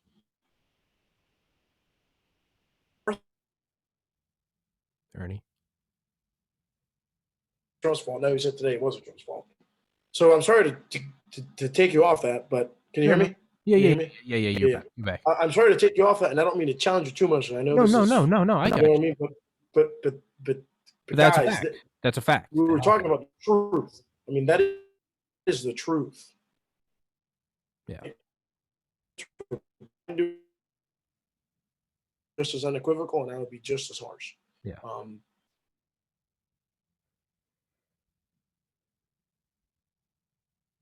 Ernie. Ernesto.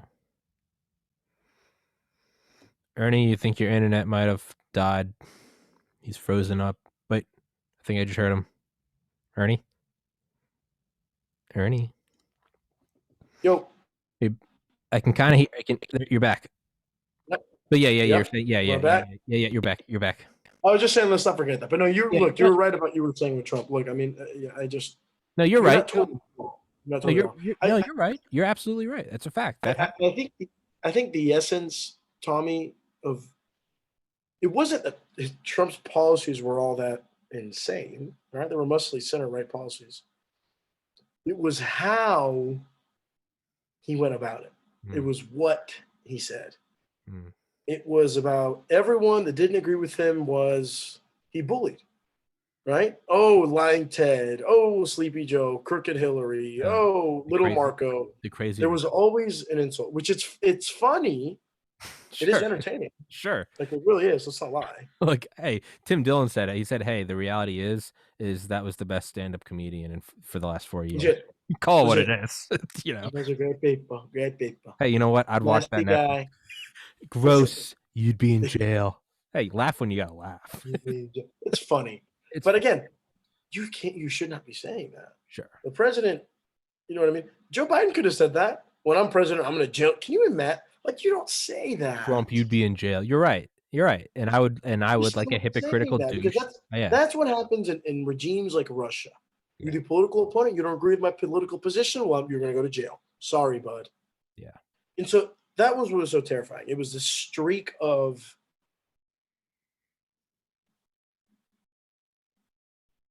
I don't even know what to call it. A streak of because I don't want to say he's not a dictator. Obviously, you can't remove a dictator by an election. So he's obviously not a dictator. Obviously not. Obviously, Congress passed the laws, but he had a streak of just authoritativeness, I guess. I don't know what other way to put it. Just, you know what I mean? This like a strongman syndrome. Like he wanted to be, you know what I mean? Yeah. No, it was I don't know how to describe it. it was for better or worse, he turned up alpha to 11. For better or Exactly. worse, respectable or not, funny or not, presidential or not. It's what it was. And, you know, I'll respect someone's ability to get to the office, the highest office in the land. I always will. And I've said that about Obama. I've said that about Clinton. I'll say it about Biden. Hey, I respect the game. If you can get to the Oval Office and you get that nuclear football, guess what? You're swinging past the knees with your dick, okay? Right? That's just what it is. You played the game, right? You don't get a Super Bowl ring. You don't have to like Tom Brady or Belichick. But you know what? You get that fucking ring that weighs as much as a small Volkswagen. You're swinging from the knees. So, but yeah, no, I get it was that streak of those things where again he appeals to the strongmen of the world, right? He says very nice things about them, but then he's berating the Chancellor of Germany or he's berating the President of France. Yeah, you know, it's I don't want to say it's anti-American, but it definitely doesn't conduce to American values and not with the way American presidents have been. It was a difference of values, in my opinion, sure, as to what America should be or what it shouldn't be. Sure. The America First model, which in theory sounds great. Well, of course, you should worry about your people first, obviously. Yeah. No shit. But if that means to retreat from the rest of the world and to isolate, then I don't think it's a good idea. But but again, just the way he went about things to me was just too much, and I'm just so glad that we don't have to see that every day. Hey, we got through it. We got through it, which to me means you got through it as much as you didn't like him, and we're still here. Obviously, a dictator can't be voted out, which to me, like I said, has helped me enormously because guess what? I'll get through this. I don't have to like it. But if I'm going to fly this fucker behind me, then that comes with the left and the right, right? That's it. It's a cheesy, corny, eye-rolling saying, but come on, man. A bald eagle has a left wing and a right wing. I'll leave it with, I'll tell you this, one stat you're not going to like. But I think it's... Are they coming for all white males? Shit. But I think it's instructive. Because just as I gave the guy credit for having the lowest unemployment rate in history, high wealth, I'm forgetting the term right now, but median income, household income increased. This is true, as it had been increasing, by the way, beforehand. But whatever. He was still in charge while it happened. Sure. But this is a fact. He's the first president since Herbert Hoover to leave office with a total less jobs than when he came into office. Fuck. And that is obviously the reason why is COVID, right? Which obviously is he can't control. Sure. But he could have controlled the response. He could have controlled a lot of things that a lot of people, we can disagree on that. We may disagree on that. But that is just a fact. First president since Hoover to leave office with less jobs than when he entered office. That's a fact, and that's a fact. It's if you're gonna take. To me, if that doesn't tell you Donald Trump, I feel like he started off really well, and he just could never. He had some adversity thrown his way, and he just said, "Oh, it's nasty." Started out with a strong foreplay. Yeah, great tongue game. Great tongue game, but he couldn't get Lady Liberty to come. Exactly. No, but that's destructive, right? I mean, it's just it's reality, and again, it's reality. So real quick, what's funny to me is people will say, "Well, it was the Democrats' fault. They shut down this or that." No, the planet shut down. That's my point. The planet shut down. I mean, come on now. Everyone was saying shut it down. Fucking planet shut down. Okay, but there were no Olympics. But final couple minutes. When are these lockdowns going to end, and when is life as we knew it back? When are we back to just? And I'm not even trying to say that as a political thing. I'm just saying, general fucking. Even if Trump I will won, tell Trump's you. in his I second will term tell right you now. this. Let's just. I'm not gonna be a hypocrite. Okay. Let the record reflect and show Not that I court. have not It's not court. been It's a staying at podcast. home. Do what? You haven't been staying at home. No. Let the record reflect and show that the city of Atlanta gives no fucks about COVID. Let me tell you, it's not good. I'm not saying it's good. I'm not saying it's what I should be doing, but I'm telling you what I am doing. Okay. At least I'm being honest. You are. So, so I'm not going to be too much of a hypocrite. I've been out and about and chilling and drinking and having a good time. And Life's good. I'm telling you guys, I'm telling you, man, for me personally, life hasn't been affected one bit. It was affected for like maybe a few months. Fuck. Okay. But I was fine. So honestly, dude, I'm telling you, man, Atlanta, it's like, Atlanta I'm telling you, doesn't come give a. down, dude. Yeah. Nobody gives a fuck. God, if I don't get a little, Everything is open, dude. if I don't get a Everything. little pang in the heart from Georgia, Georgia doesn't give a fuck. Fuck Oh, you. fuck. Even Atlanta, the most liberal city in the fucking state. Atlanta They don't give a doesn't. shit. Atlanta, Valdosta, Athens, none of them give a fuck. For better or worse, they just don't care. It's just reality. I'm sorry. It doesn't make things better, and I understand how irresponsible it is. Sure, but that will always be a. But for me, it's funny when I hear people say, "When we get back to normal," I'm like, "Dude, I'm fucking normal. Like I'm going to the office. I'm Like, going when out on the weekends." When are we ending the lockdown? And you're like, the what? Yeah, I'm like legit, bro. You're This like, year oh, or last year, I went to Key West. I went to DC. I went to Dallas. I went to Denver. I mean, so I'm not gonna be a hypocrite and be like, oh, shut it down. And no, I mean, come on, guys. I'm not. I'm with But you. I think for the rest of the country, I hope by the end of the year. I mean, it depends on when we're going to vaccinate folks, right? If we can do 100 million vaccinations in a matter of 3 months, we can replicate it for the next 2 months. You'll have all of America covered, right? I don't know if that's possible. I have no idea. I'm just speculating. So if that happens, and Johnson & Johnson is coming out with their single dosage vaccine here in the next couple of weeks, then that's a good thing. Then hopefully that's what we do, and then hopefully within the year we can be back to normal. I'll tell you what I miss. I miss concerts so bad, dude. Yeah, I love concerts. I just miss. Got my Dave Matthews poster in the back right there. Yeah, I know you are. I just kind of miss seeing all of it. Even watching a football. I don't even watch sports, but just kind of seeing. I just miss those little Okay, things. so for example, in Atlanta, you can go to Falcons games. You can go to Hawks games now. Really? Yeah, dude. Atlanta really doesn't give a fuck. Atlanta really doesn't give a fuck, bro. I'll always have a soft spot in my heart for the old ATL. Peace up, A-Town down. They don't give a There's fuck. nothing like it, man. They're like, COVID, crack, fuck it. And now we're a swing state. Now we got 2 Georgia states. Oh, I didn't show you. Did you see this? Let me show you this. You're going to love this. Okay. Let me show you your audience. Give me 2 seconds, guys. Okay. Ernesto Isaiah. Swinging past the knees. Ernie. If you guys can't tell why I love Ernie, it's because Ernie is a dude like me. Just dudes being guys. 2 guys in a hot tub, 5 feet apart because they're not gay. What? Well, you may have seen it when I posted it on Instagram.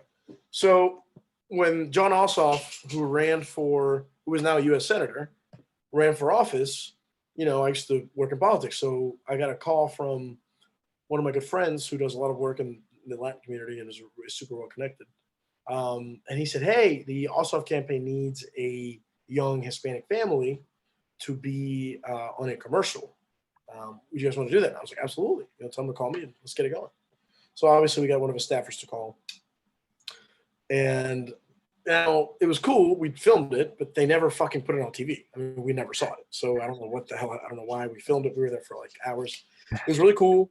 We obviously had to wear a mask, but it was like us and John, and we literally just talked the entire time. It was really chill. Just had a nice conversation while they filmed us and took pictures of us and shit. But after the fact, we got this super nice letter. That's what I'm trying to show you here. It is hand signed by the senator himself. Oh, no shit. And it's saying, thanks, it gets political, but it says, thank you for taking the time to make our TV shoot a success. Sure. Thanks for your generosity and dedication. We're positioned to win this critical election, pass legislation to help people in our state and across the country. But it's really cool. So it was a really nice gesture. So obviously I framed it because now he is a U.S. Senator and I've got it hung. So yeah, man. it's That's very cool. That's very Proud. cool. I met the guy a few times. Just through, he's only a couple years older than us. He's only 33. What? So He's he's the youngest 33? senator since Joe Biden. Youngest senator since Joe Biden. Holy shit. Yeah, dude, he's super young. Holy shit. Yeah. Yeah, credit where credit's due. God damn. Yeah. Now, sorry, was it your parents and sister?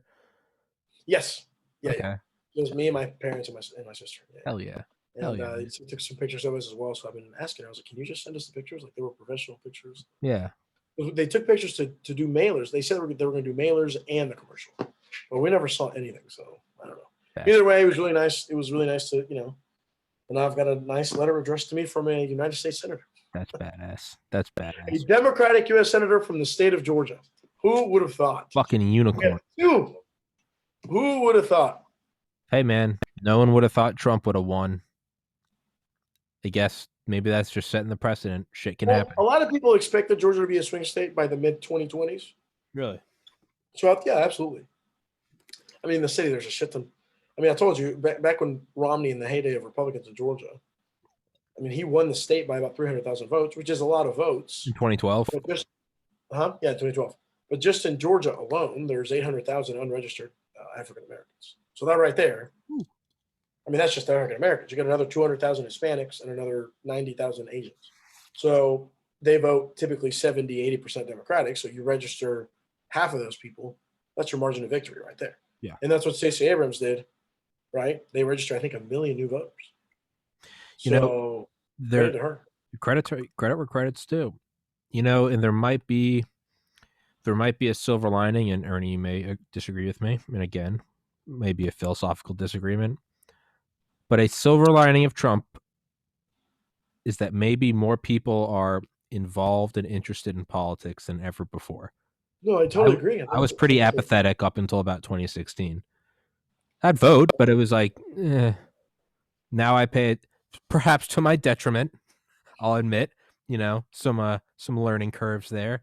I'll admit that I was an idiot, but perhaps that is something. We are now, for better or worse, we're paying attention. You hear people talking about. Agree.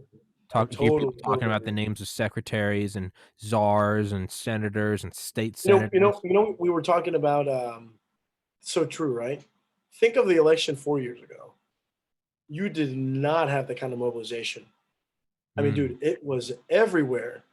Soccer teams, basketball teams, the NFL, anything you could think of. Any organization was like, go vote, go do this. Don't forget the sports radio. Oh, don't make your voice heard. You got to go vote. And it's like, dude, even me who loves politics was like, listen, I mean, God bless, but fuck off. I vote the fucking first day of early voting. Like, you're like, I voted. Shut the fuck up. Yeah. You know what? Hey, leave me alone. Like, you know what? Hey, obviously I like Trump, and again, we can agree to disagree. But you know what? I think that is an objectively good thing. You got more people. You could probably argue that Stalin got more people involved too. Maybe it's not a compliment, but hey, that's a good thing. Regardless, that's what I said the day of the election, and I said it on this podcast to my buddy Josh Newman of Reality Playground podcast. I said we both voted, right? Josh is a ex-military guy. We kind of lean the same way, and we were talking, and I was like, you know what? And this is what I said to him. You can go back to the November 3rd episode. I said there are so many people there, even in this sleepy winter town. And I was like, the one silver lining from all of this is, I was like, even if Trump loses, that will have just meant that more people who have always been able to vote but never did decided to, and that's an objectively good thing. Yes, I agree. I think. Yeah, did you hear he wants to have a third party? Did you hear about this? Oh Jesus! Patriot Party. I'm objectively for a third party, and I've said that. Well, yeah, but if he starts a third party, that would divide the Republican Party in half. I mean, that would literally mean that Democrats would win everything. Maybe Trump's going back to his Democrat roots. Because he was a lifetime. No. What I'm saying is he was a lifetime Democrat. Yeah, but maybe that's the Democrat long con. Is he comes back and goes. Maybe that was the thing. He just wanted to be a Democrat. This whole thing was a Democrat long con. He mobilized the Democratic base like no, not even Obama could. He got the most votes for Biden. Maybe That it's is the awesome.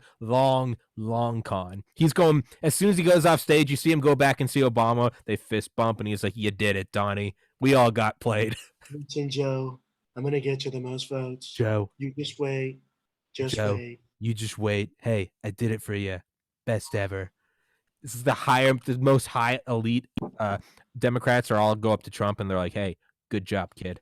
I'll tell you what, Joe, just shoot me a pardon. It'll be fine. Hey Joe, shoot me. Yeah, we're all gonna be curious. How come nothing ever happened to Trump? How come Biden doesn't do anything? And Biden's got an inside. Biden's like, I got it. I got it. It's all a fucking Oh, show. man. It's not for you and me, Ernie. But yeah, man, we turn the page, or we're going to try and turn the page. It's hard Sure. to obviously forget what happened since it's been literally been 2 days. It's The last administration. literally been about But about 32 hours. yeah, 32 hours. there you go. So, you know, you never want to look back too much. You want to think forward, and I think I laid out tonight what I think the Yeah. administration should do. I hope they do it. I mean, it's what they've signaled they would do. What comes after is important. I didn't even really mention, like I said, too much. Climate change, which I mentioned a little bit, but that's a big deal. Obviously, they're going to have to work on trade agreements. Mm-hmm. Is another big deal they're going to have to work on. I'm trying to think of other things, but I mean, there's going to be a lot of things, and you know how it is, man. Things pop up, things come up out of nowhere. Who would have thought COVID would be an issue 3 years ago, right? And now it's like the biggest thing, dominates everything. Exactly. So things come up, but again, guys, you want to hope your administration, good luck. You can disagree on policy, you can disagree on whether the moves are the right move for the American people. We can disagree on, on a myriad of things, but being nasty to one another is not going to fix anything. No, it's the same cheesy saying, but I mean, come on, a plane has a left wing and a right wing. You got it. They both have to work for the motherfucker to fly. All right. Exactly. So you don't have to like the pilot, but you shouldn't be hoping the pilot dies. And I'll leave you with this. I think this is important, Tommy. For the Republican Party, you saw it in this election. The voters who were supposed to come out for Trump did not come out. That's why he lost. Well, actually, a lot of people did, but people in Northwest Georgia voted less than in 2016 in some spots, not everywhere, because he did get more votes than any Republican, right, in the history of the country. You saw it in the Georgia elections.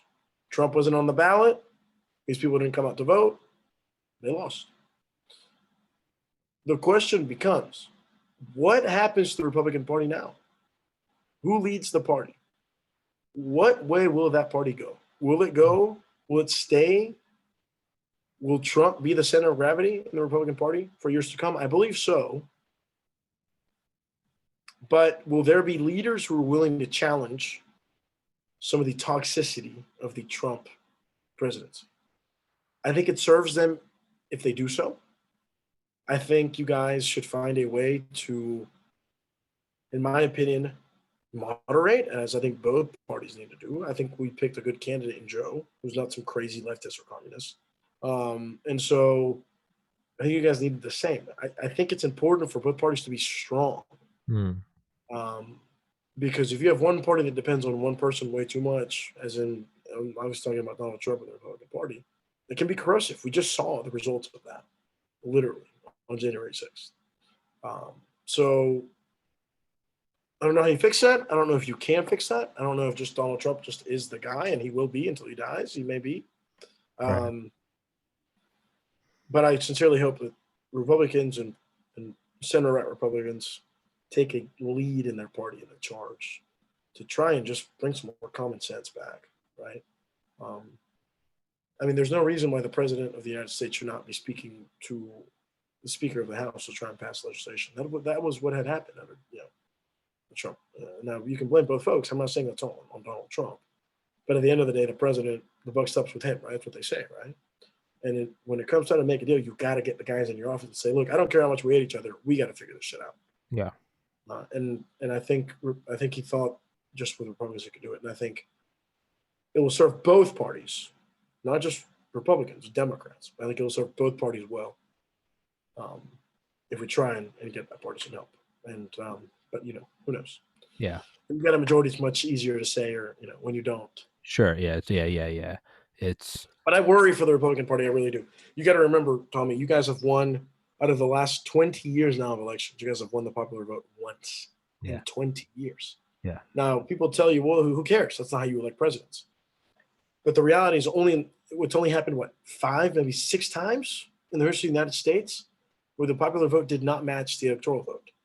The reality is most of the time it matches. And so what that means is, why is the Republican Party having trouble, with just winning simple majorities of the American people? You guys haven't been able to do so but once in 20 years. Yeah. What does that say about the Republican Party and its ideas? Yeah. And you got to, Reagan won both, right, in his reelection. Yeah, of course. I'm talking since I know. But so what I'm saying though is, so it is possible. So no, you're right. So someone do it. No, absolutely. It's what I'm saying. It started with Bush. with the second Bush. Yeah. He only won the popular vote in 2004. He lost it in 2000. He won in 2004, and obviously he won again. And then once in 20 years, in Jesus. 2000, 2004, 08, 12, 16, 20. 6 elections. How can you? That's 30 years. Yeah. Yes. Fuck. No, 20 years. 20 years, 6 elections. So, why is that? Why is it the majority of the American people prefer the Democratic ideas, or at least Democratic candidates, to the Republican candidates? You need to ask yourself that question. And I'm being serious, right? Why? Yeah. Why are our policies more popular with the American people? I think we'll see the free market of ideas. I think you'll probably have someone. We'll just name. I'm just like the first name that pops in my head. This isn't right back. Let's say it's a Ted Cruz, right? Let's just fucking, for whatever. I think you're going to see him. He's probably just going to have to walk towards the center. That's the reality. I'm saying. Yeah. I don't know. That's what I'm saying. I think you'll see the free market of ideas. You'll either get your ass handed to you in 2 years, and they're going to go, okay, fuck, we really got to walk towards the center. Or who knows? Maybe you get some perfect storm again when you get a 2016. I don't know. But I think it'll probably just be, this is a kind of a shitty answer, but I kind of think it is what it is. I think it'll unfold how it unfolds. No, for sure. But the reason why I don't think it should be what it is because it puts the Republican Party in an untenable position. Yeah. Where they go, well, we can't win majorities anymore. We could only win by this one instrument called the electoral college. These weird tactical. Well, right. Well, the reality is now, you're not going to win a majority. You have a minority proposition in almost all of your policies, at least based on the way people have voted over the last 20 or so years. Yeah. So if that's the case, how do you continue to win elections when that's the goal of politics? Yeah. Right. And if the answer isn't to change the way you're doing things, then I'm afraid, I think we got a glimpse of this on January 6th, that some people may want to start turning into undemocratic means to retain power, which leads us into very, very dangerous territory. I think it would be the same the other way if it was the left with less and less and less votes. I'm not accusing anyone of anything. I'm not saying that, I'm not saying that Republicans want to, throw a coup or anything. That's not what I'm saying. What I'm saying is these people who support you and these people on the far right, these Trump supporters, we go back to the same thing. What the hell do they have to lose if they continue to lose elections over and over and over? They're going to go, we can never win. These liberals, there's too many of them. So how do we win? How do you win if you can't win at the ballot box? I think you'd have to. I get what you're saying. You get a January 6th. I think what they'd have to do is hope the left moves farther left, and then you move into the position that they're in now, and then maybe you start to get your equivalent of a Trump on the left. And don't get me wrong, that's not to say that the left isn't far left. I mean, there's a bunch of fucking idiots. Like, guys, I get it. Trust me. I'm not saying that, like. Yeah, no, I was going to say, it's back to what you said on the first time you came on the show. You're like, I'll tell you why I don't vote for Bernie, Tommy. And you're like, why that? And you go, because capitalism's awesome, communism's retarded, and I love the U.S. military. Yes. And I was like, that's the Bernie I haven't talked to in 5 years, and good to see you again, kind of thing. But yeah, I told you I was talking to, my military views are very very much on the right side of the spectrum. They're the same as mine. Right. Yeah. Because, dude, it just makes sense. And, dude, I've had people tell me, God, you're so far right. And I'm like, No. what? I'm not far right at all. I just think, yeah, got the power. We run the world. We should continue to do it because if we don't do it, to control the world's resources. Because if it's not us, power whores a vacuum, you're going to get a China or a Russia. I'd rather it be us and have to apologize than to have to ask for forgiveness. That's just common sense. That's a zero sum. That's the zero sum nature of Homo sapien civilization. Facts. I'd rather have our battleships ensuring free trade lines than. I'd rather the battles and the wars be fought halfway across the world than here. Yeah. I'm sorry. Does that make me a bad person? Maybe, but I don't care. I'm an American. You're a dirty capitalist. Well, then fucking A. Ernie doesn't give a shit. I don't. Yeah.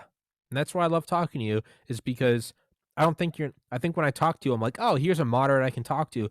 But a big reason I bring you on here, aside from the fact I just fucking love you, is that when I talk to you, I'm like, oh, this is a liberal I can talk to. I start to realize I don't think you're an exception. I think there's probably a lot more like you. As when you talk to me and you're telling me, hey, at least you'll talk. I think there's probably a lot more of me who do talk. And it's probably the minority on both sides that make us all think that the left is a bunch of, fucking great leap forward Maoists and the rights are a bunch of sneak high. Like, the reality now, don't get me wrong, that does exist on both sides. They do. Like, those people definitely exist. They do. But there is a small minority of people. Yeah. Did you listen? I don't know if you heard. Did you listen to Marco Rubio's speech last night? He gave a 10-minute speech on I listened to a piece of Biden's, but that was it.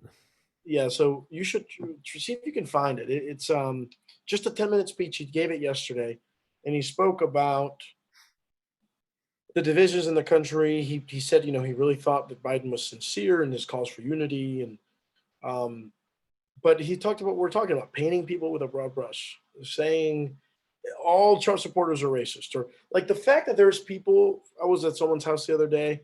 This guy came in and they said, oh, which one's your house? Because it was one of the neighbors. And this guy was like, oh, the one with the big Trump flag outside. And he immediately had to say, oh, but like, I'm not like, no, I'm not one of the. Like, that shouldn't be a thing, dude. Yeah.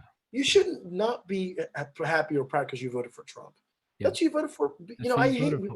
You voted for, oh my God. Dude. Yeah. He was one of the two choices on the ballot.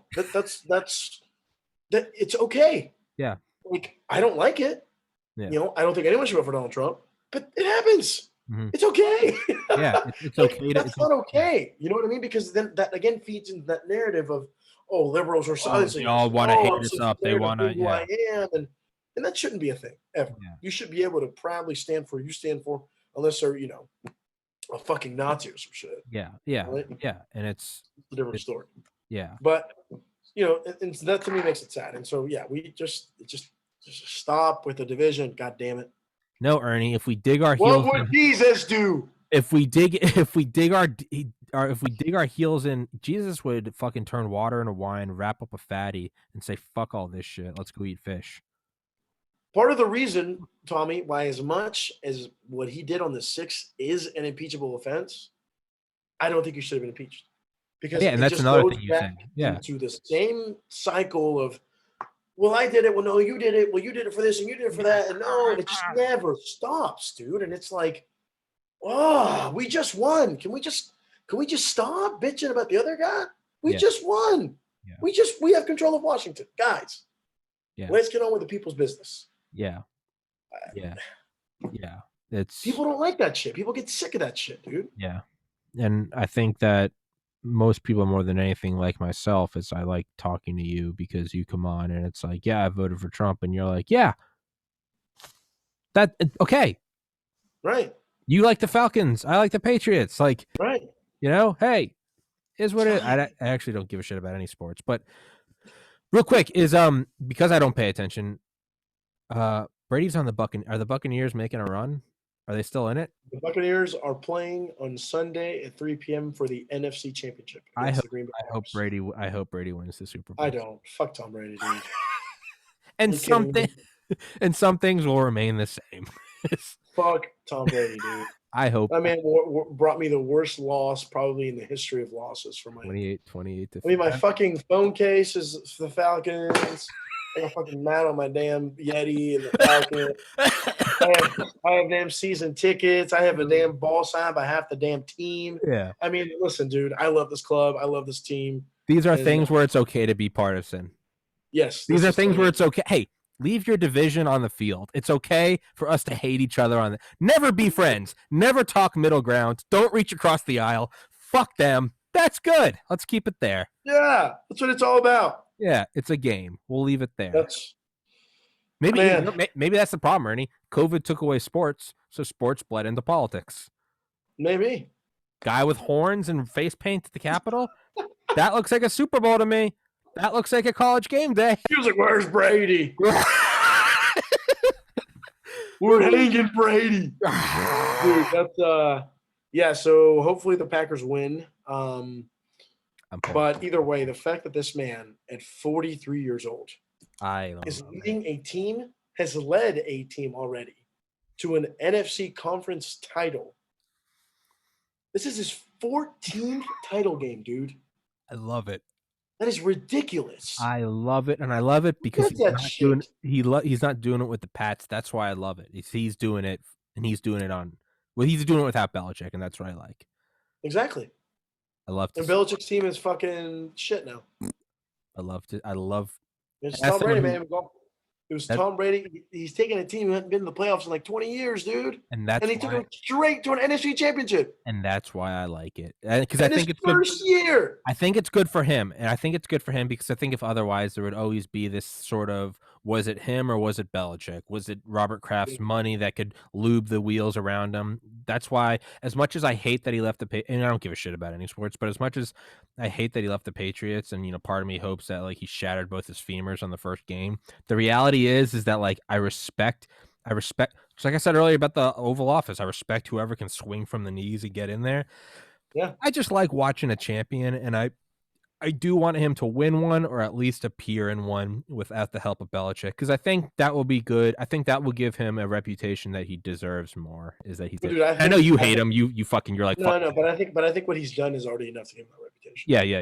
He's already taken him to NFC champion. That is no dude. Like, come on. Yeah, I did not expect that. Yeah. That's what I like. I like seeing someone fucking stand up and like, I don't need your help. No, listen, dude. Listen, you cannot debate. The guy is the best quarterback of all time. You just can't. I'm sorry. Like, I don't like him, but doesn't help that he's handsome and fucking married to a supermodel. That doesn't help either. And he's a baby back bitch who kisses his kids. I don't know what kind of fucking psychopath kisses their children. No, listen. Everyone kisses their children, but Tom Brady kisses them on the mouth. Fucking weird. You've seen the clip, right?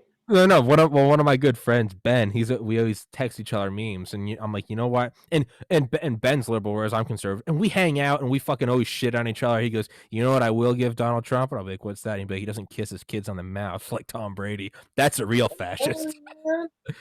Dude, you've seen the clip when he gets up there and he goes, yeah, he's his dad, and he goes, oh, that's it. He goes longer. And the kid sits there and just like, you've never seen this clip? Dude, he sits there and he kisses his dad like 6 seconds longer.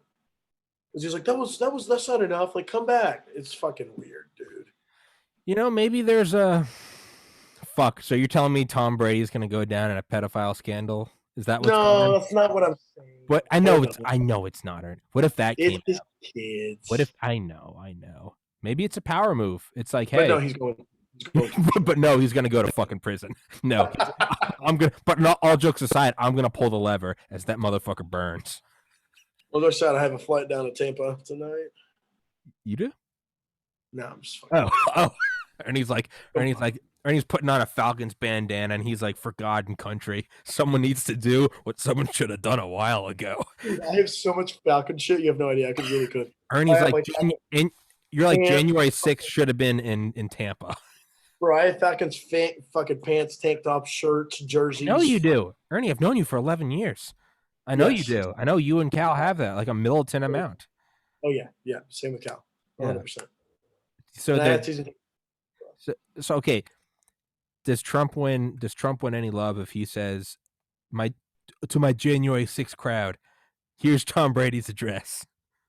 Falcons for life. Falcons for life. Rise up. No more inciting people for any violence. I don't care what it's for, whether that's Brady, whether that's whatever. No more violence. We need no violence. We need peace. We don't. We need We just need to talk. We need to open up everything. Everyone needs to get back out, start drinking again. COVID needs to be a weird fever dream. we need to give everyone a joint of marijuana and get them high and get them As relaxing. Federally legal. Isn't it federally legalized now? No, well, that's what it needs to be. That's how Biden really wants unity. Federally legalized marijuana. Federally legalized psilocybin. Everyone before that. Republicans, Democrats would be like, yes, dude, let's Maybe go. That's the world peace we need. Trump was like a heavy like Adderall and liquor night, and we need a fucking big bowl. No, I didn't know anything. I think that is the move I would agree. I think we can all agree on. I mean, this is obviously ridiculous, but if you could take like all the world's leaders, put them in a room, get them all high together. I've been saying that for years. I promise you would solve the world's problems. I go one step further, and I think all the world's leaders should get together, take a massive dose of mushrooms, and get naked and fuck. Because I think that if two people are coming and looking each other in the eyes, those two leaders are never going to send troops into each other's nations. Because there was a soul bond as they, I love you, we are one. Hendrix playing in the background, maybe some Chick-fil-A, whatever. I swear taking a shower after, like, you're a good fuck. Eyes the size of dinner plates, like just seeing love, you'll never have a war again. Isn't that true? Isn't that funny, dude? Right? But that's your eyes grow as when you see someone you love, or when you're on psilocybin, because you want to take all of them in. Yes, you just want to bring it. Exactly, you want to bring all of them in. That's true. That's what we need. That's what the COVID vaccine should be. I hope that there is a latent. I hope there's an mRNA switch that all they have to do is turn on some UV satellite, beam the whole world, and just like that, we're all peaking. How fucking much would that be? World peace tomorrow. Jackie boy, you want some world peace, Bubby? What are you doing? You want some world peace? Look at Jack, dude. Jack's just being a pup. Well, as always, we have now devolved into world peace and psychedelic infused orgies. So, Ernie, let's wrap this bitch up. Let's do it, dude. Holy shit! I love you, brother. We just did 2 hours. Jesus Christ! Went by super quick. That did go by super quick. Ernie, thank you for coming on. Thank you for putting me at ease more than anything. I'm a selfish fuck. Thank you for putting me at ease. Life goes on. You'll win some, you'll lose some. Be grateful for what you have. Be grateful for friends you have. Be grateful. My parents are alive. My brothers are alive. Podcast is working. It's a beautiful day. I got running water. I'm going to go eat a Philly cheese hot pocket. I'm going to go to the gym tomorrow. Yes. Be grateful. Yes, I'll be back in the gym tomorrow myself. Tomorrow. It's always tomorrow. Well, no. I've been going. I went the last 2 days. I just didn't go today. I took a break. I was sore, and I was like, dude, this is so much. You get a little drunk yesterday, Ernie? No, dude, I haven't drank it all this week. Really? Actually, I thought you would have. So I'm trying to buy this house, so I'm trying to save money. So, dude, bro, I went out last weekend and just 3 days of drinking because obviously we had Monday off. Yeah. And I spent $300, dude. Fuck that. And it's dude, I cannot continue to do this. You can't have your goal. Yeah, you can't have your goals, and yeah. No, I'm taking. Actually, my buddies want to go out tonight, and I was like, nope, I'm not going out tonight.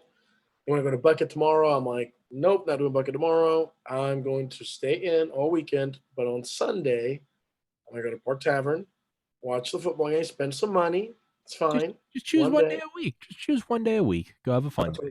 Go have an Ernie day. That's how my parents raised me. Those motherfuckers didn't let me hang out with my friends during high school, but once a week. I'd have to choose between a Friday or a Saturday. Oh, same.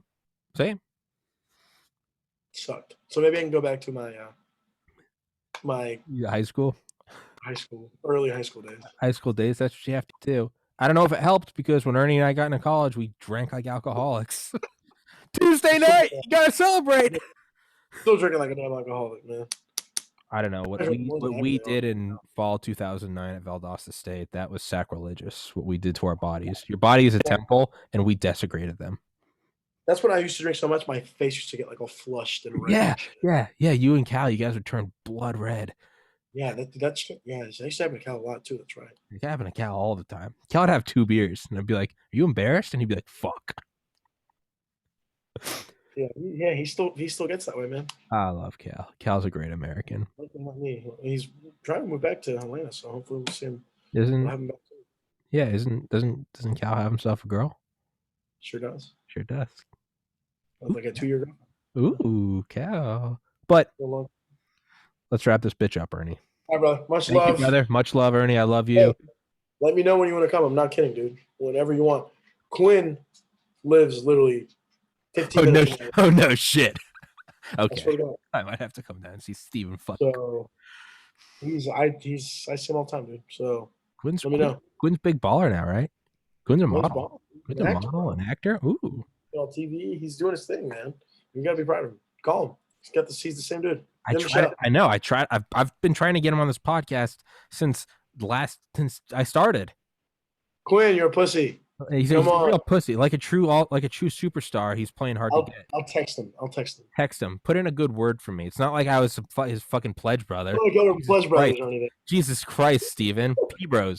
Come on, man. You and I used to go to Walmart and get wallpaper for the Lee twins. You motherfucker. Don't forget your roots. Fuck Ernie. I used to fucking ride around your gay ass white pickup truck as pledges. Fuck you, Quinn. Fuck me, dude. Fuck me, bro. Dude, fucking fuck me, bro.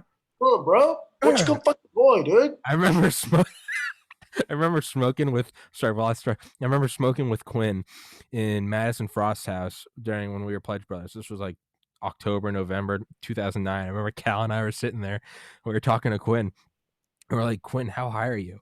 And he turns to the wall and he starts doing like Thriller, and his voice changes and he goes, look, I'm a mountain climber. I'm a mountain climber who smokes pot. And we were like, I think, dude, what the fuck are you on? He goes, I'm the wall climber. And Cal is like, what the fuck? And he's like, we're like, Pledship's not doing good things for Quinn's brain. And he's the same way to this day. I love it.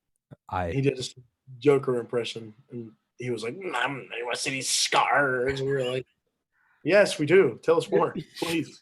This was the Bohannon's Lake House, actually. It was wild. Oh, I love what a good person. But that's the importance. This is what life should be. It's just exactly. All right, man. All right, love you, brother. God bless America. Thank you so much for coming on, Ernie. God bless the troops too. All right, yes, sir. Bye, guys. Goodbye.